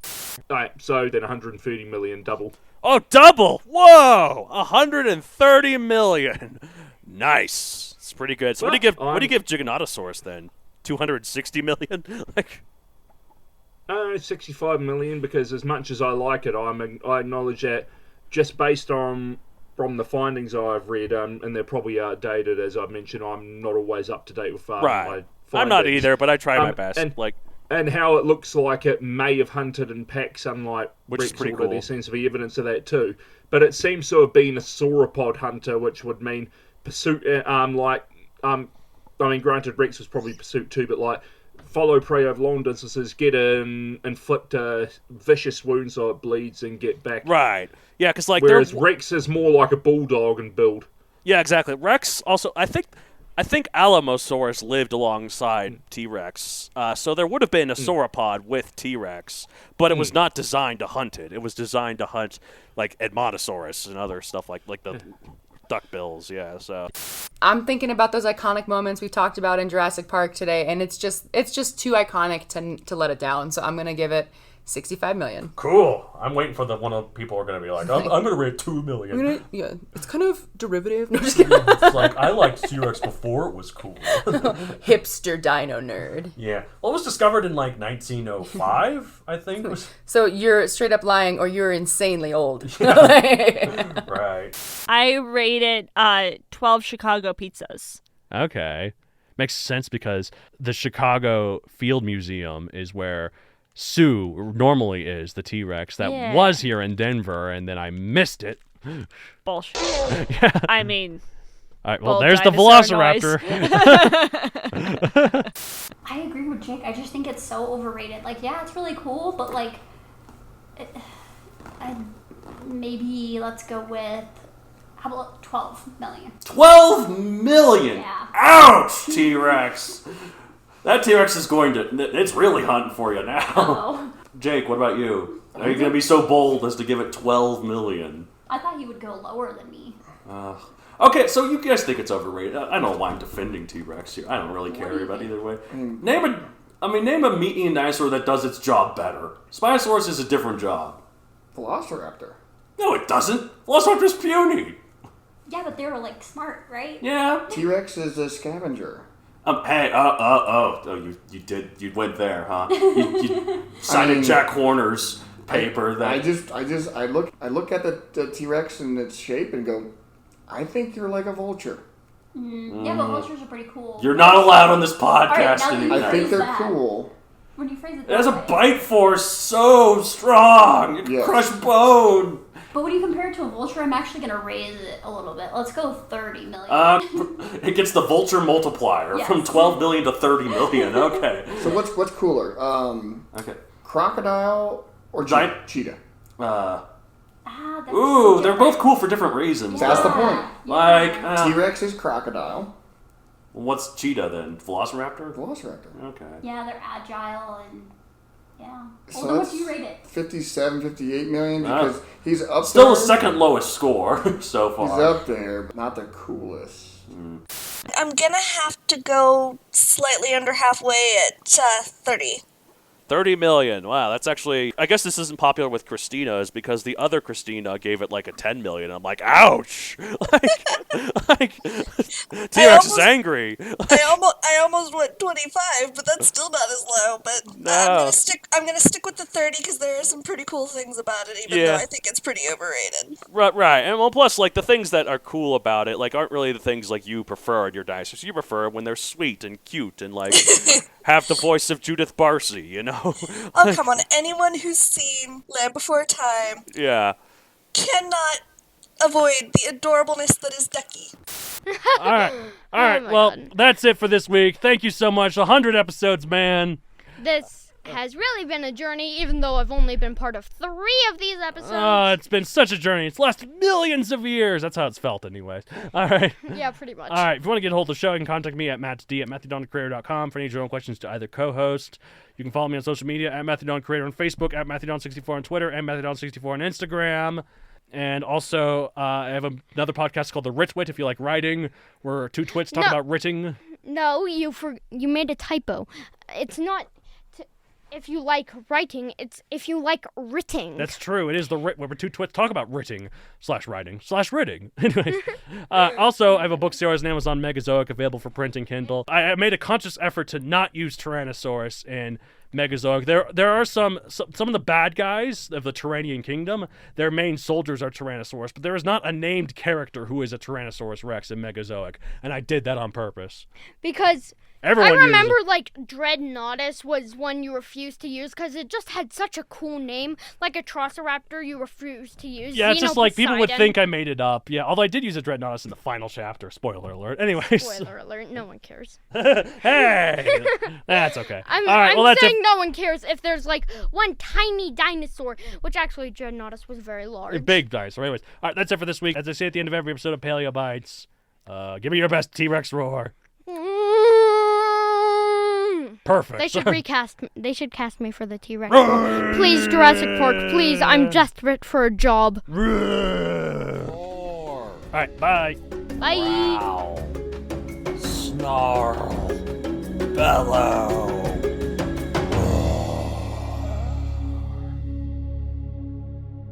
Happy 100 episodes, everybody.